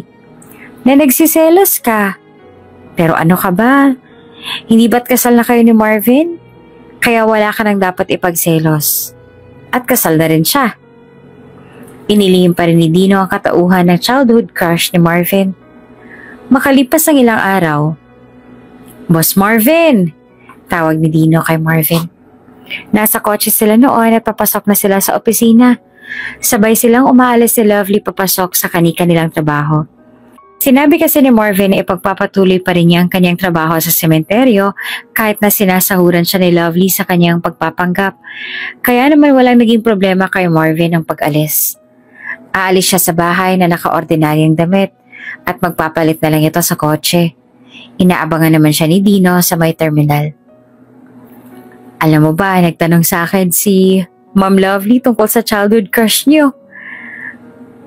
Ano naman po bang nakwento na sinabi niyo sa kanya? Hindi niyo po ba sinabi na magkaklase kayo nung elementary kayo? Tanong ni Dino. Hindi pa. Hindi na muna siguro. Ayoko masira kung ano man ang meron sa amin ngayon. Nakangiting sabi naman ni Marvin. Hindi man sigurado ay nakakaramdam na si Marvin ng tsansa sa puso ni Lovely. Sa wakas ay nagbunga na rin ang kanyang paghihirap at unti-unti ay nakakapagpalagayan na silang dalawa ng loob. Hanggang sa ang magandang samahan ng dalawa ay biglang sinubok ng isang problema. Marvin? Umiiyak na sabi ni Lovely habang kausap niya ang asawa sa telepono. Nabahala naman si Marvin kahit nakasalukuyan nitong nasa meeting ay sinagot niya ang tawag ni Lovely. Bakit? Bakit ka umiiyak? Tanong nito. Puntahan mo ako dito sa ospital. Please, hindi ko na alam ang gagawin ko. At tuluyan na nga itong humagulhol. Nataranta si Marvin at agad niyang tinapos ang kanilang meeting. Tinawag ni Dino at ipinagmaneho siya sa kung saang ospital na naroon si Lovely. Boss, ano pong nangyari? Tanong ni Dino sabay abot ng damit ni Marvin na pumasok kunwari sa sementeryo. Di ko rin alam. Kanina pinapunta siya ng company doctor nila sa ospital para kunin daw ang results ng annual check-up nila. Tapos bumawag siya bigla, umiiyak. Nababahalang sabi naman ni Marvin. Kaya bilisan mo magmaneho para mapuntahan natin agad si Lovely. Pinaharurot na ni Dino ang sasakyan. Mabilis silang nakarating sa ospital. Nasa may waiting area si Lovely noon. Nakatulala at may hawak na envelope. Agad naman itong nilapitan ni Marvin. Lovely, bakit? Tanong ni Marvin at naupo ito sa tabi ni Lovely. May leukemia ako. Stage 2. Umiiyak na tong sabi. Nabigla naman si Marvin sa kanyang narinig. Agad na niniapos si Marvin si Lovely. Shh! Tumahan ka na. Ganito, magpapa-second opinion tayo. Kahit hanggang 10th opinion pa, makasiguro lang tayo sa naging resulta. At kung sakaling gano'n na nga, huwag ka mag-alala. Gagawin kong lahat. Gumaling ka lang. Okay? May napansin namang abnormality sa CBC ni Lovely. Kaya naman nagpa-request ang doktor nila na magkaroon pa ng ibang test si Lovely. At upang hindi ito kabahan, ay siyang pinakuha ng results ng iba pa nilang kasama sa opisina. At nang nakumpirma nga ang sakit ni Lovely, ay walang sinayang na oras ang doktor nito at sinabi ang sakit ni Lovely. Mahirap itong tanggapin para sa dalaga dahil ang sakit din nito ang naging dahilan ng pagkawala ng kanyang ina. Marvin, natatakot ako. Takot ako. Umiiyak na sabi ni Lovely. Shh! Kasama mo ako sa laban na to, okay? Nandito lang ako sa tabi mo. Niyakap naman ng mahigpit ni Marvin ang dalaga at pinangakong hindi niya ito iiwan hanggang sa malagpasan nito ang pagsubok na kanyang kinahaharap. Naapektuhan naman ang lubos si Lovely nang malaman niya ang kanyang sakit. Pagka-uwi ni na Marvin at Lovely ay nagkulong naman si Lovely magdamag sa kanyang silid. Ayaw nitong kumain. Ni uminom ng tubig o gatas ay ayaw nitong gawin. Nakabantay naman si Marvin sa pinto ni Lovely. Kahit na mukha na itong ewan dahil dinidikit nito ang kanyang tenga sa pinto, ay nagbabaka sakali na marinig niya ang nangyayari sa loob ng kwarto ng dalaga. Tanging mga hagulho lang ang kanyang naririnig na ikinadurog naman ang kanyang puso. Ilang sandali pa at dumating naman si Dino. "Boss," mahina nitong sabi. "Pumasok na ako sa loob. Tara muna sa sala." Ayaw ni Marvin para doon sila mag-usap. Nang makarating na ang dalawa sa sala ay naupo sila at doon nag-usap. "Nagawa mo ba lahat ng pinapagawa ko?" tanong ni Marvin. "Opo, boss. Plansyado na ang lahat," sagot naman ni Dino. Nang malaman ni Marvin ang kalagayan ni Lovely ay agad niyang inutusan si Dino na pumunta sa ospital na kanyang pagmamayari at gumawa ng team ng mga doktor para kay Lovely. At wala silang gagawin kundi ang tutukan ng kondisyon ni Lovely hanggang sa ito ay gumaling. "Mabuti naman. Ayoko nakikita nagkakaganito sa Lovely. Nahihirapan ako ng sobra," sabi naman ni Marvin. Sakto habang sinasabi ni Marvin ang katagang yon, ay lumabas naman si Lovely sa kwarto. Ang buong akala kasi nito ay sumuko na si Marvin sa pagbabantay sa pinto. Nang marinig naman ni Lovely ang mga katagang yon, ay muli siyang lumuha, ngunit ayaw niyang malaman ni Marvin na narinig niya ang usapan ni Dino. "Boss, may awa ang Diyos. Malakas si Ma'am Lovely. Malalagpasan niyo to. At saka alam kong hindi ka hihinto hanggat hindi siya gumagaling. Tutulungan ka namin," ani Dino. "Oo. Kahit na maubos ang lahat ng pera ko, gagawin ko. Gumaling lang ang babaeng minamahal ko," naluluha nitong sabi. Mahal ako ni Marvin?" Lalong umagos ang luha sa mga mata ni Lovely. Naguguluhan man at nagtataka sa suot at paraan ng pakikipag-usap ni Dino kay Marvin ay binaliwala lang ito ni Lovely nang marinig ang pag-amin ni Marvin. "Sa lahat ng tao, yung hindi ko pa kaano-ano ang handang tumulong sa akin." Usal nito sa kanyang sarili at muling bumalik sa kanyang kwarto. Lingid sa kaalaman ni Marvin, hindi siya ang unang tinawagan ni Lovely. Ang unang taong pumasok sa isipan ni Lovely ay si Luke. Si Luke ang unang nakaalam ng kanyang kalagayan. Ngunit nang isiniwalat ito ni Lovely ay nasaktan ito ng sobra dahil sa mga sinabi ni Luke sa kanya. "Bakit hindi mo yan sabihin sa asawa mo?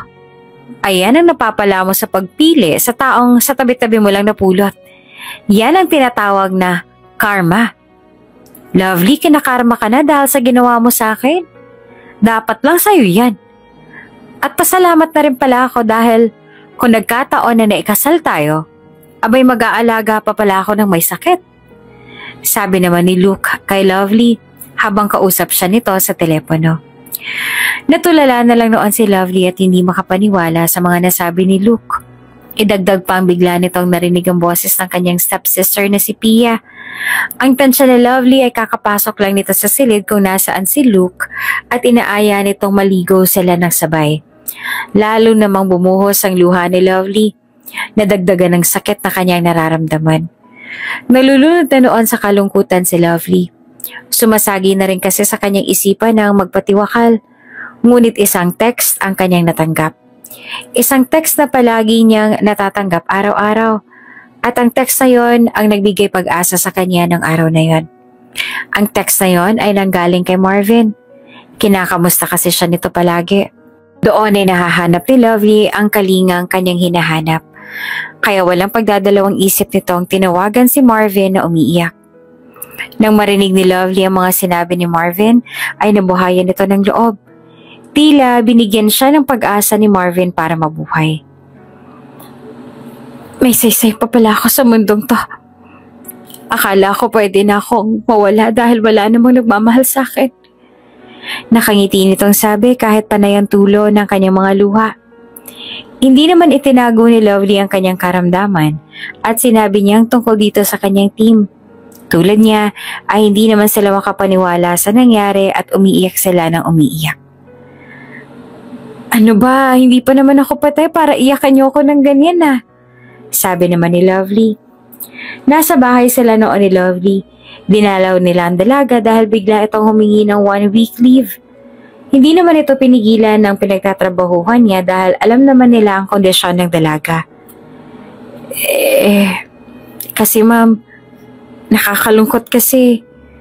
At saka, nakakatakot yung sakit mo ma'am. Umiiyak namang sabi ni Anne.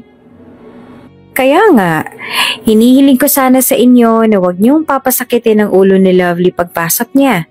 Bantayan niyo, okay? Para sa akin. At alam kong makulit tong si Lovely. Kayo ang mata ko. Kung kakain o gagawa siya ng bawal sa kanya. Bili ni Marvin. Napabaling naman si Lovely kay Marvin matapos marinig ang mga sinabi nila sa kanyang team. Opo sir, makakaasa po kayo. Kahit si Justin na lalaki ay naluluha dahil sa malungkot na balita. Salamat Marvin ha. Hindi ko alam kung paano ko makakayang lahat ng to kung wala ka. Bulong ni Lovely. Ano ka ba? Asawa na kita, diba? At ang rule natin, happy wife, happy life. Kaya hindi ko hahayaang maging malungkot ang pinakamamahal kong asawa. Nakangiti namang sabi ni Marvin habang nakatingin ito kay Lovely. Habang mas lumalalim at tumitibay ang nararamdaman ni Marvin at Lovely sa isa't isa, kabaliktaran naman ito sa nagiging sitwasyon ni Luke at Pia. At dahil wala nang tirahan si Luke, ay nasa poder ito ni Pia. Nagsasama silang dalawa sa kondo ni Pia. Bukod doon ay nag-resign na rin si Luke sa kanyang trabaho dahil sa kahihiyang inabot nito noong araw ng kasal nila ni Lovely. Pakiramdam nito ay palagi siyang pinag-uusapan ng mga tao sa kanyang paligid. Kahit na ang katunayan ay hindi naman. Hanggang sa naging palamunin ni Pia si Luke. Nasa kondo lang ito ni Pia at nakahiga lang maghapon. Subalit kahit na ganoon ang sitwasyon nilang dalawa ay masaya si Pia dahil sobrang solo niya si Luke. Wala siyang kahati sa oras nito at maipagsisigawan niya na ang kanilang relasyon. Nandito na ako, wika ni Pia. Kauuwi lamang nito sa kanyang kondo. Pagbukas pa lang niya ng pinto ay bumulaga sa kanya agad ang kalat. Mga plastic na pinagbalatan ng pagkain, mga kahon ng delivery package at kung ano-ano pa. Luke, nasan ka? Tawag nito sa kanyang kasintahan. Oh, nandito ako sa banyo. Sigaw naman ni Luke. Napabuntong hininga na lang si Pia na makita ang buong kondo. Daig pa nitong may kasamang bata na sobrang gulo ng kanyang kondo. Nang dahil sa kanyang nadatnan ay nakaramdam naman si Pia ng gutom. Dumiretso ito sa kusina at nasurpresa siya sa kanyang mga nakita. Ito po yung pinagkainan namin kagabi? Sabi nito nang papalapit nito sa lababo ay may lumitaw ng ipis. Look naman! Wika nito at napahawak na lang sa kanyang noo. Pagbukas nito ng kaldero ay wala itong kalaman-laman. Ano? Nagpa-deliver na naman siya ng pagkain niya. Sambit nito. Kahit napagod sa trabaho ay niligpit ni Pia ang mga kalat. Nasa banyo pa rin noon si Luke. Nanlalata na ito dahil maghapon siyang humarap sa mga meetings ngunit kailangan pa niyang magluto ng kanilang hapunan at magligpit ng bahay. Patapos na magligpit si Pia nang lumabas si Luke ng banyo. Uy, ang linis ah, balalas ni Luke. Akalain mo yon may sala pala tayo? Dagdag pa nito. Nagpanting ang tenga ni Pia ngunit hindi nito magawang magalit. Mahinahon pa rin ito nagsalita. Luke, kasi medyo busy ako ngayong linggo sa trabaho. Baka hindi ko na kaya magluto. Okay lang ba na ako magluluto? Nako, gawain pambabae lang yan. Ayoko. Hindi na pinatapos ni Luke si Pia na magsalita at sinagot niya na kaagad ito. Luke, hindi naman sa ganun. Kahit ngayong linggo lang para pagdating ko hindi na kailangan. Ayoko. Tapos, At saka ikaw ang babae, diba? Trabaho mo pagsilbihan ako. Sabit nito. Sige na, nagugutom na ako. Magluto ka na. Yung masarap ha. Ayoko ng delata. Tapos yung hugasin, nag-uumapaw na.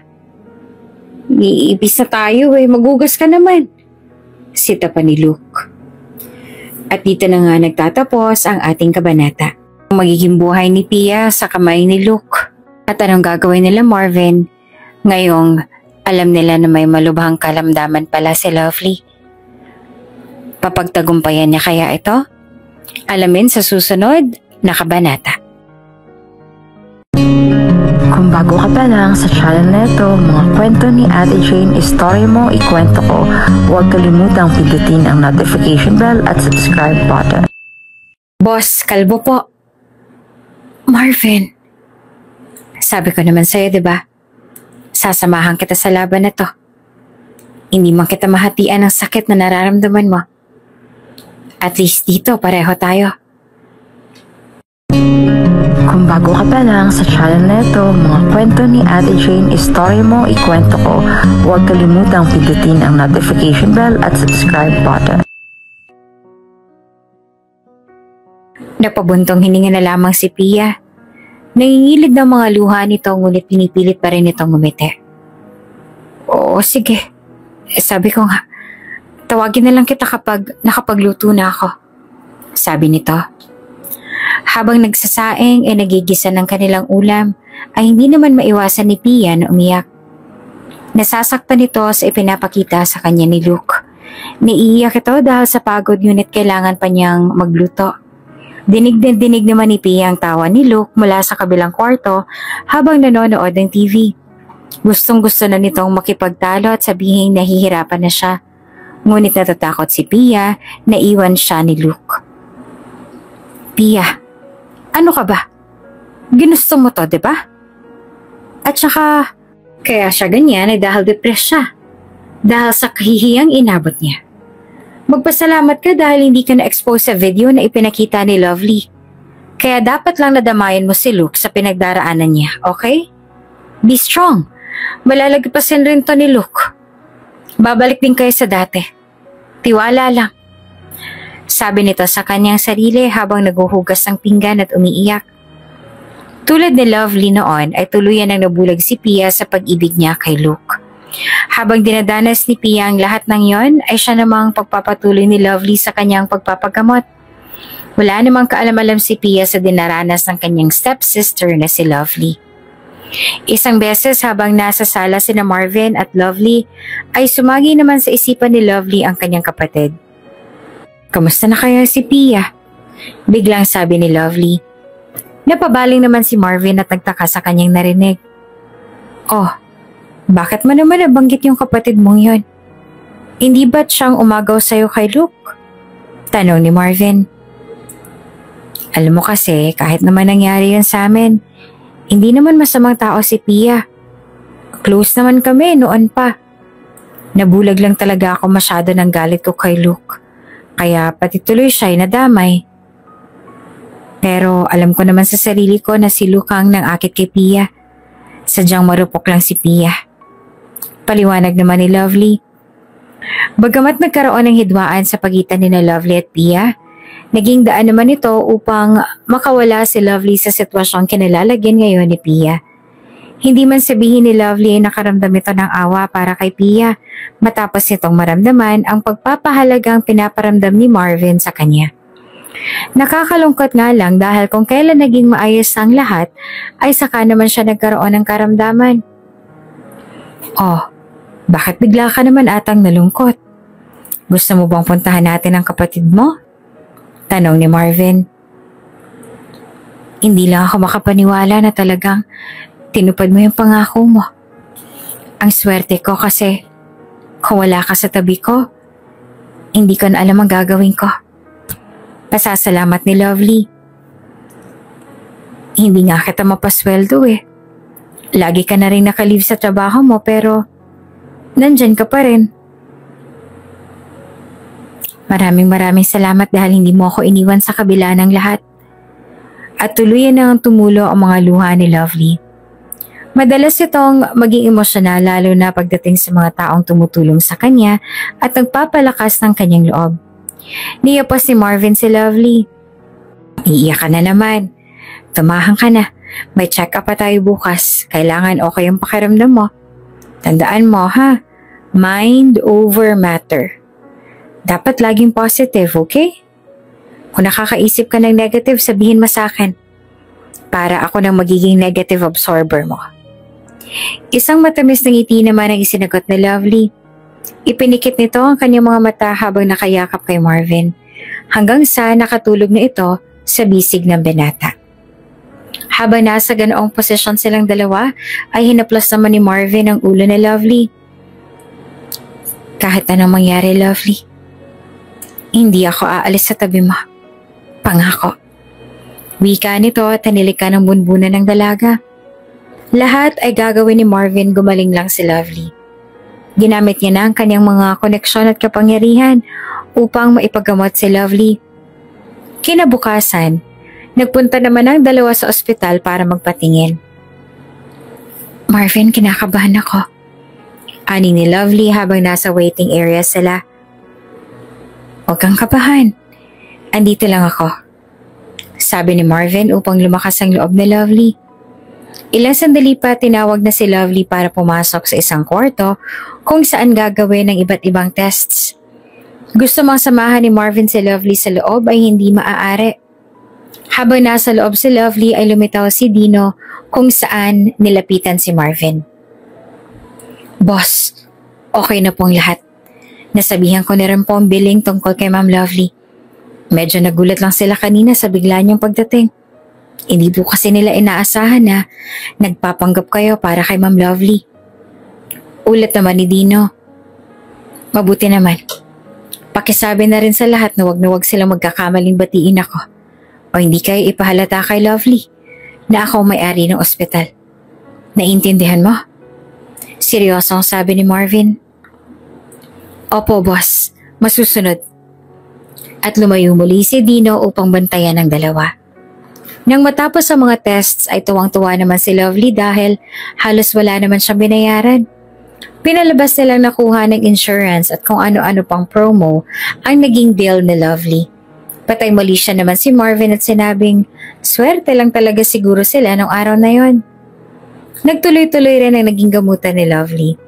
Marami mang tusok ng karayom, nanlalagas na rin ang buhok ni Lovely at namayat ito ng sobra. Ngunit para kay Marvin, si Lovely pa rin ang pinakamagandang babae sa buong mundo. Isang araw kakatapos lang noon ni Lovely ng kanyang chemotherapy. Kapansin-pansin na rin ang pagkalagas ng buhok ni Lovely. Kaya naman inaya ni Lovely si Marvin na magpagupit at tuluyan na nga siyang kalpuhin. Lovely, hindi mo naman kailangan gawin to. Alam kong crowning glory ng isang babae ang buhok niya. Sabi ni Marvin. Ay, magmamalungkot lang ako pag nakita ko mga buhok ko na naglalagas sa bawat pagsuklay ko. Kaya mas okay na to. Kahit na nakangiti si Lovely, ay kitang-kita rin ang lungkot sa kanyang mga mata. Sinimulan ng kalbuhin si Lovely at sa bawat pagdaan ng razor sa kanyang ulo ay hindi niya naman maiwasang lumuha. Tila nadudurog ang puso ni Marvin habang nakikita si Lovely na ganito. Kaya naman naupo na rin ito sa kabilang silya. Boss, kalbo po. Utos ni Marvin sa lalaking lumapit sa kanya. Marvin, yun lang ang nasabi ni Lovely at naiyak na ito ng tuluyan. Hindi dahil sa lungkot, kung hindi dahil sa nag-uumapaw na pagmamahal na kanyang nararamdaman. Sabi ko naman sa'yo, diba? Sasamahan kita sa laban na to. Hindi man kita mahatian sa sakit na nararamdaman mo. At least, pareho tayo. At hinawakan ni Marvin ang kamay ni Lovely. Habang sabay na kinugupitan ng dalawa, ay panay pasasalamat naman ang nasa isipan ni Lovely. Hindi nito alam kung paanong mababayaran si Marvin sa lahat ng sakripisyo na ginawa nito, wag lang niyang maramdaman na siya ay nag-iisa. Hindi lang naman si Marvin ang dumadamay sa dalaga sa kanyang pakikipaglaban sa leukemia. Naroon din ang kanyang team na palaging nakasuporta at umaalalay tuwing siya ay nangihina. Ngunit dahil sa ginawa ni Marvin, mas nagkaroon si Lovely ng lakas ng loob upang lumaban. O ayan, pareho na tayo. Pareho na tayong itlog. Biro naman ni Marvin habang hinahawakan ang kanyang ulo. Oo nga, nakakatawa. Kaya pala sinasabi nila na nakakatawang mga kalbo, no? Sagot pa ni Lovely. Literal naman na gumaan ang pakiramdam ni Lovely at mas natanggap na nito ang kanyang sitwasyon. Palabas na sila ng salon at sa hindi inaasahan na pagkakataon ay nakasalubong nila sina Luke at Pia. Oh, talagang going strong kayo. Mayabang na sabi pa ni Luke. Natatawa rin ito dahil wala ng buhok sina Marvin at Lovely. Pati sa hairstyle, couple din. Sobrang payat ni Pia. Samantalang si Luke naman ay halatang malaking ibinigat. Tuyot at tila na losyang naman si Pia. Nahabag si Lovely nang muling makita ang kanyang kapatid. Subalit kabaliktaran ang kanyang nararamdaman nang makita si Luke. Nahinto si Lovely at napayuko. Iniisip nitong siyang may sakit. Pero mas mukhang may sakit pa si Pia kaysa sa kanya. Ayaw niya makita siya ni Pia na naaawa sa kanyang kalagayan kaya hindi niya ito matingnan. Napansin naman ito ni Marvin. Ayaw naman itong gumawa ng eksena kaya naman inaya na lang nito si Lovely na umalis. Ngunit may napagtanto si Lovely ng oras na yon na ikinagulat na lang lahat. Sa kabilang banda, walang kaalam-alam si Pia sa kalagayan ni Lovely. Nagulat ito na makitang kalbo na ang kanyang kapatid. Lovely, tara na. Aya ni Marvin. Hinawakan naman ni Marvin si Lovely para sila'y umalis. Ngunit hindi na kumibo si Lovely. Nginitian nito si Marvin. May gusto lang sana akong sabihin sa kanila bago tayo umalis. Usal na Lovely. Nice. Ano yan? May joke ka ba? Siguraduhin mo nakakatawa yan, ha? Sabat pa ni Luke na tila ginagawang biro ang pagpapakalbo ng dalawa. Gustuhin mo suntukin ni Marvin si Luke ng oras na yon ay nagingit-ngit na rin ang tenga nito at malapit ng mandilim ang kanyang mga mata. Nang biglang hinawakan ni Lovely ang kamay ni Marvin at umiling ito. Ano na? Sabit ni Luke. Gusto ko sana magpasalamat sa ginawa niyong dalawa sa akin. Panimula ni Lovely. Nanlaki naman ang mga mata ni Luke. Samantalang si Pia naman ay biglang yumuko. Nakaramdam ito ng matinding kahihiyan at panliliit. Seryoso. Gusto kong mag-thank you sa ginawa ninyo. Masaya ako kasi pinagtagpo na tayo para makapagpasalamat ako. Walang halong galit at kaplastikan. Kasi kung ituloy ko yung kasal, kahit na alam ko nagsisinungaling kayo sa akin at niloloko niyo ako, mapapabilis siguro ang buhay ko. Wika nito na may ngiti sa kanyang mga labi. Parang sinampal naman si Pia nang marinig niyang sinabi ni Lovely. Si Luke naman ay ngumisi lang at hindi natinag sa sinabi ni Lovely. Samantalang si Marvin naman ay biglang nanlamig sa mga sinabi ni Lovely. Lalo na sa'yo, Pia. Kasi sinalo mo lahat ng responsibilidad ko kay Luke. Naging mabuti kang kapatid sa akin. Kahit na hindi naman tayo magkadugo. Noong una umaamin ako na nagalit ako sa'yo dahil inago mo si Luke. Pero sa huli, dapat pa nga pala ako magpasalamat sa'yo eh. At alam mo kung bakit ko to sinasabi. Matalinhagang sabi ni Lovely. Huwag ka mag-alala. Natauhan na ako. At kung sakaling iwanan mo man si Luke, maiintindihan ko. Dagdag pa nito. Tila naging estatwa naman sina Luke at Pia matapos magsalita ni Lovely sa kanila. Napatunghay si Pia sa kanyang mga narinig at ramdam nito ang mga luhang nagpupumigla sa kanyang mga mata. Si Luke naman ay natulala dahil hindi ito makapaniwalang kayang sabihin ni Lovely ang mga yon sa kanyang harapan. Babueltahan dapat ni Luke si Lovely ngunit nakaalis na pala ang dalawa. Ang lakas ng loob niyang sabihin sa akin yun. Akala mo naman perpekto siyang girlfriend. Mabuti nga sa kanya. at nagkasakit siya. Lalong hindi na siya magtatagal lang dahil sa ginagawa niya.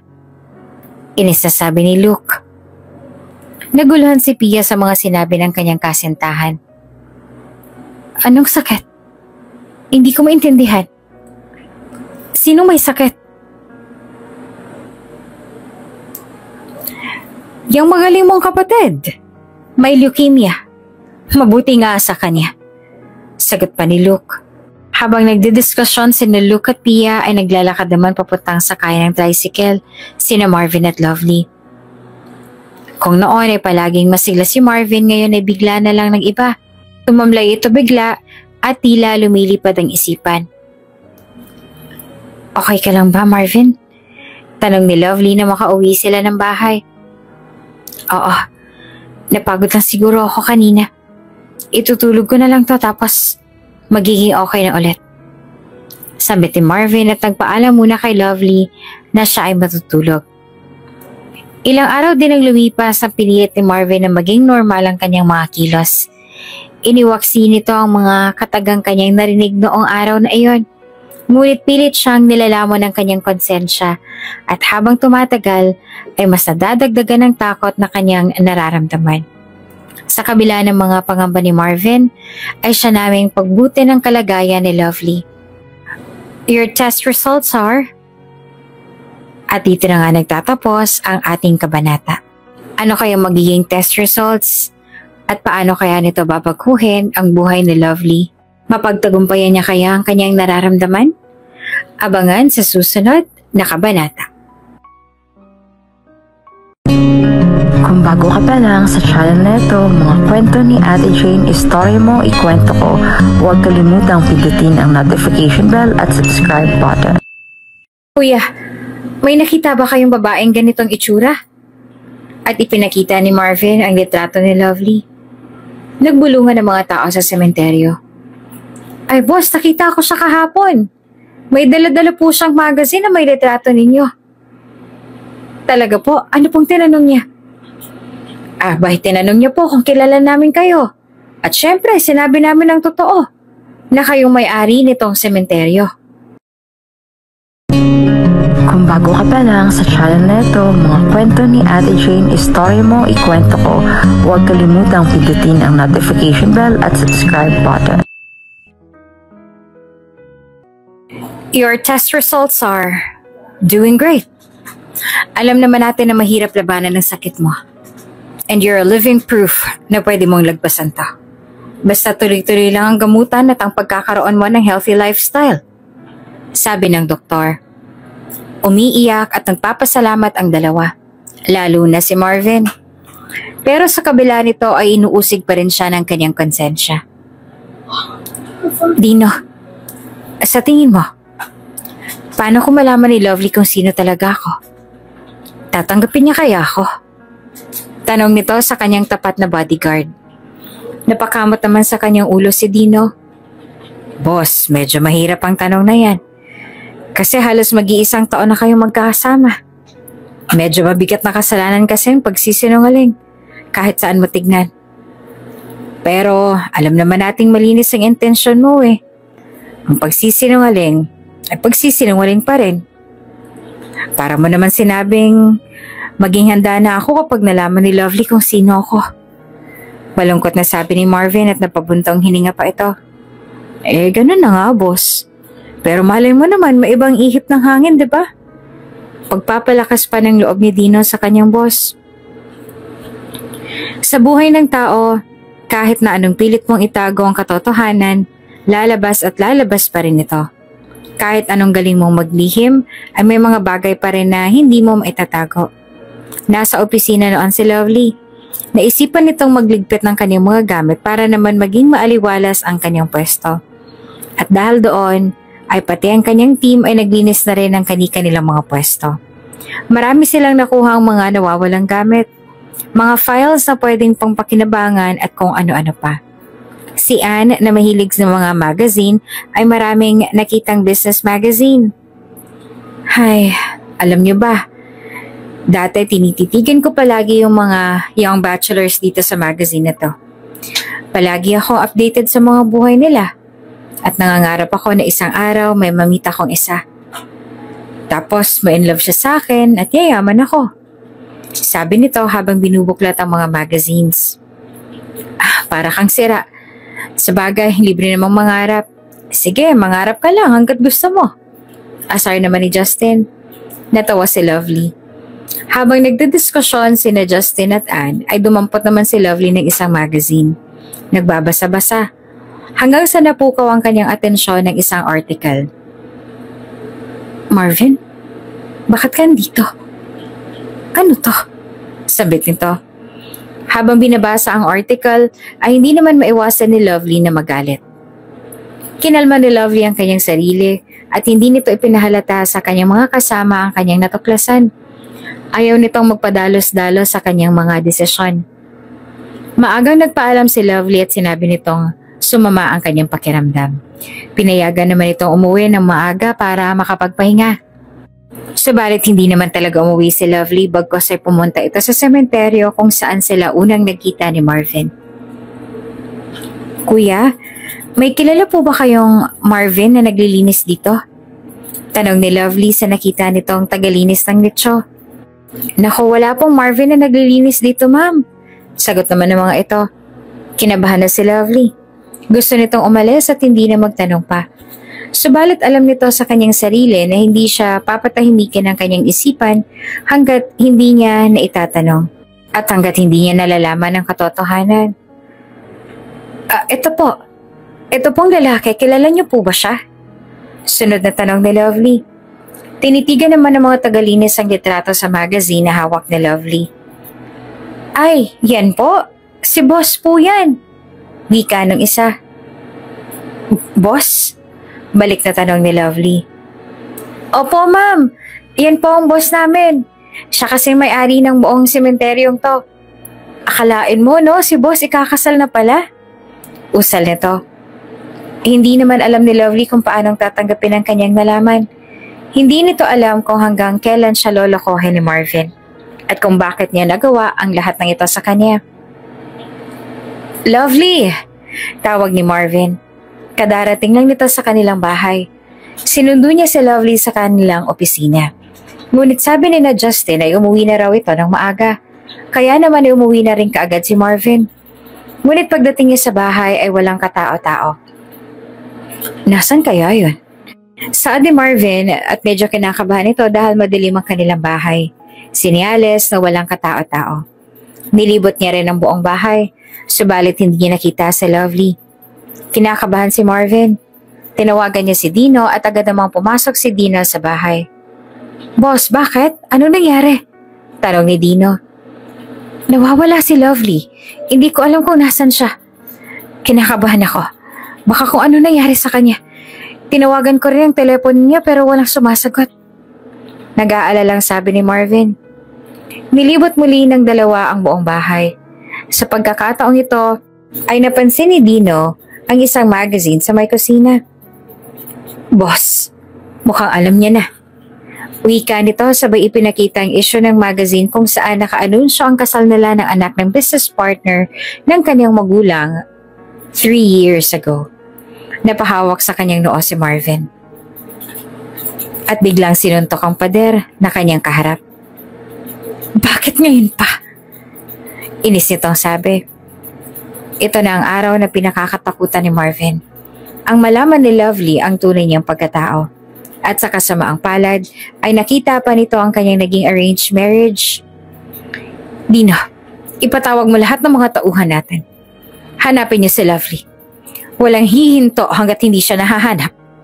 Sigaw ni Marvin. Hindi ko mapapatawad ang sarili ko kapag may mangyaring masama kay Lovely nang dahil sa akin. Lumipas ang isang magdamag at walang makahanap kay Lovely. Hanggang sa naisip ni Marvin na puntahan ang puntod ng ina ni Lovely. Nagbabaka sakali itong naroon si Lovely. Sinuyod ni Marvin ang buong sementeryo ngunit ni anino ni Lovely ay wala siyang nakita.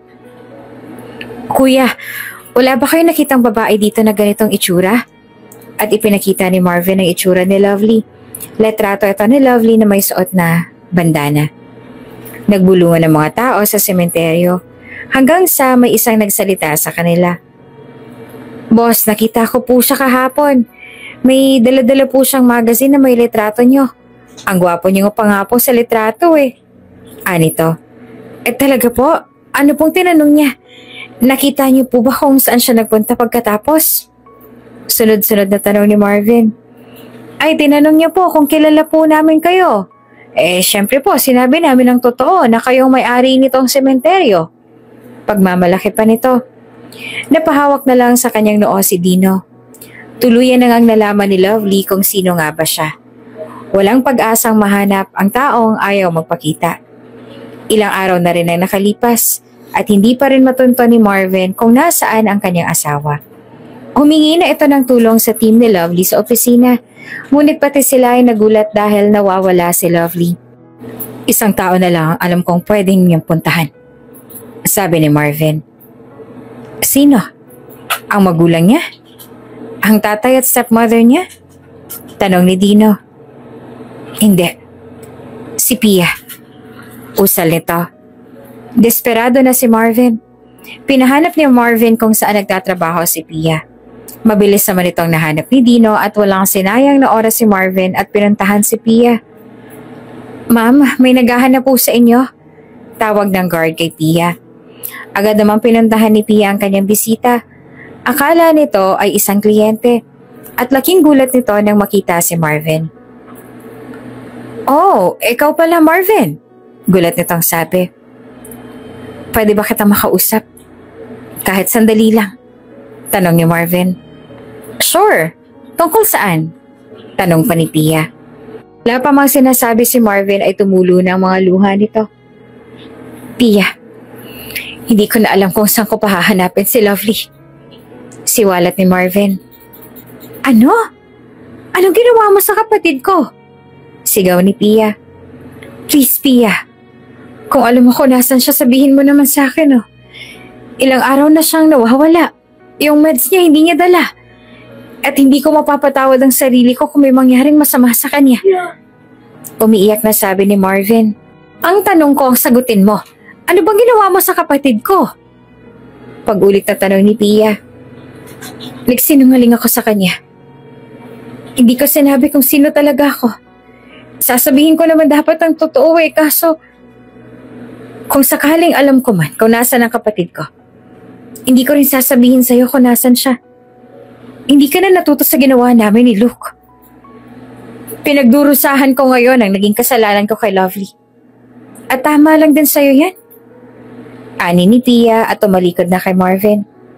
Tuluyan na ngang nawalan ng pag-asa si Marvin. Alam ko namang ganito ang kahihinatnan ng lahat, sabi ni Marvin. Napahinto pa si Pia. Gusto ko lang malaman kung nasa mabuti bang kalagayan niya.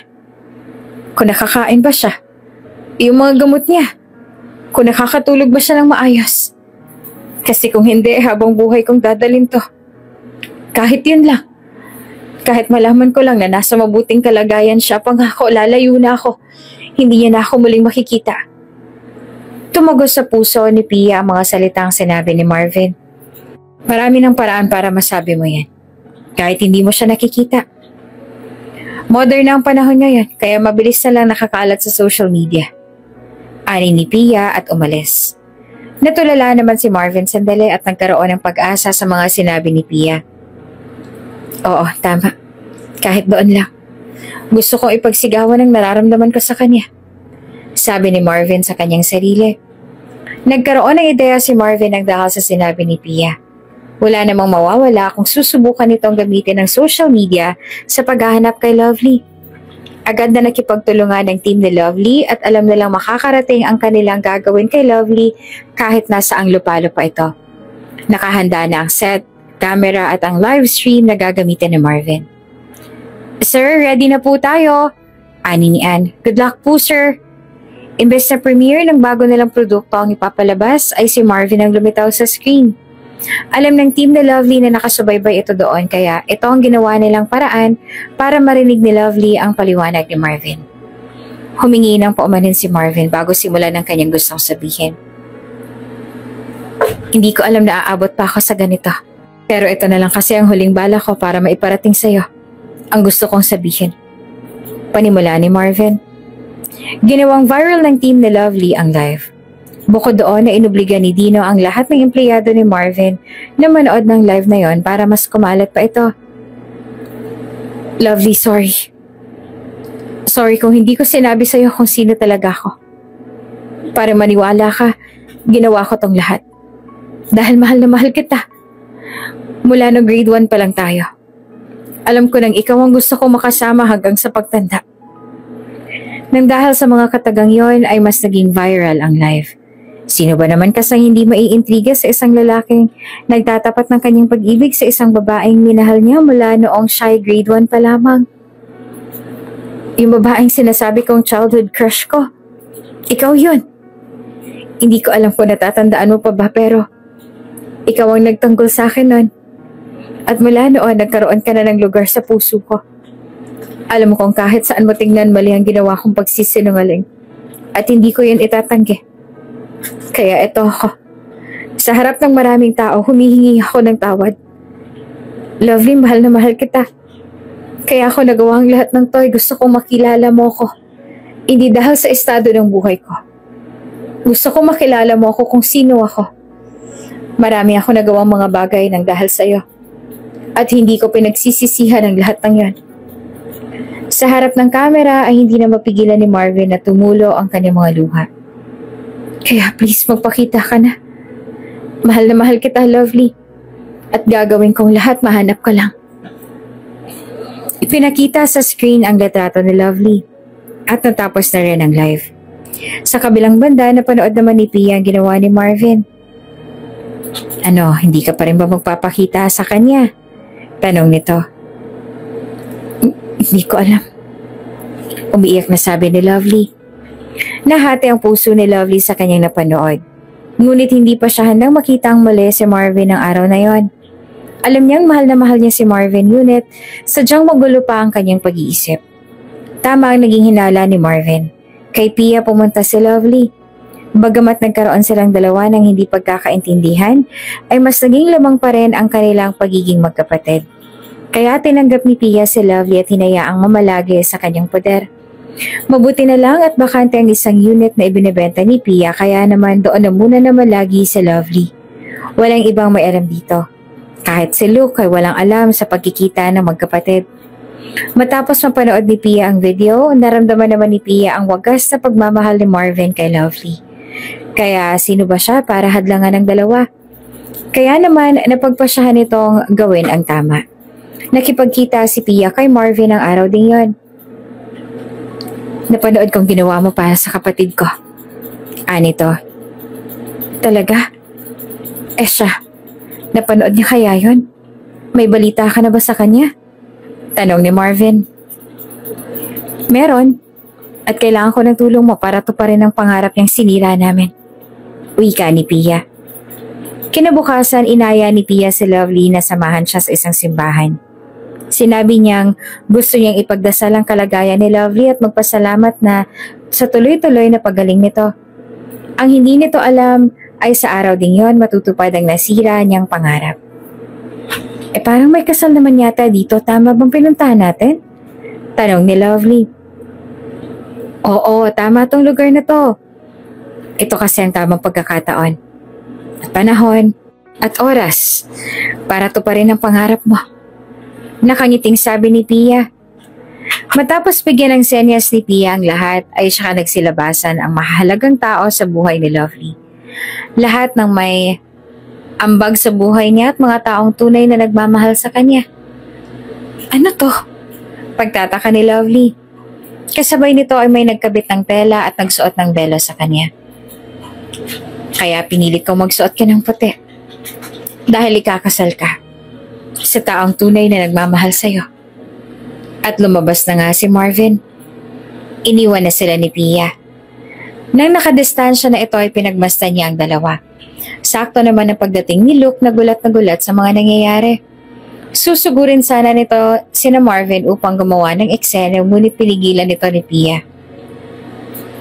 Pinapunta kita rito para sabihin sa'yo na simulan mo ng hakutin ang mga gamit mo sa kondo. Ayoko na. Hihiwalayan na kita. At pag naaputan ko pa sa kondo mga gamit mo, Gagawin ko silang abo.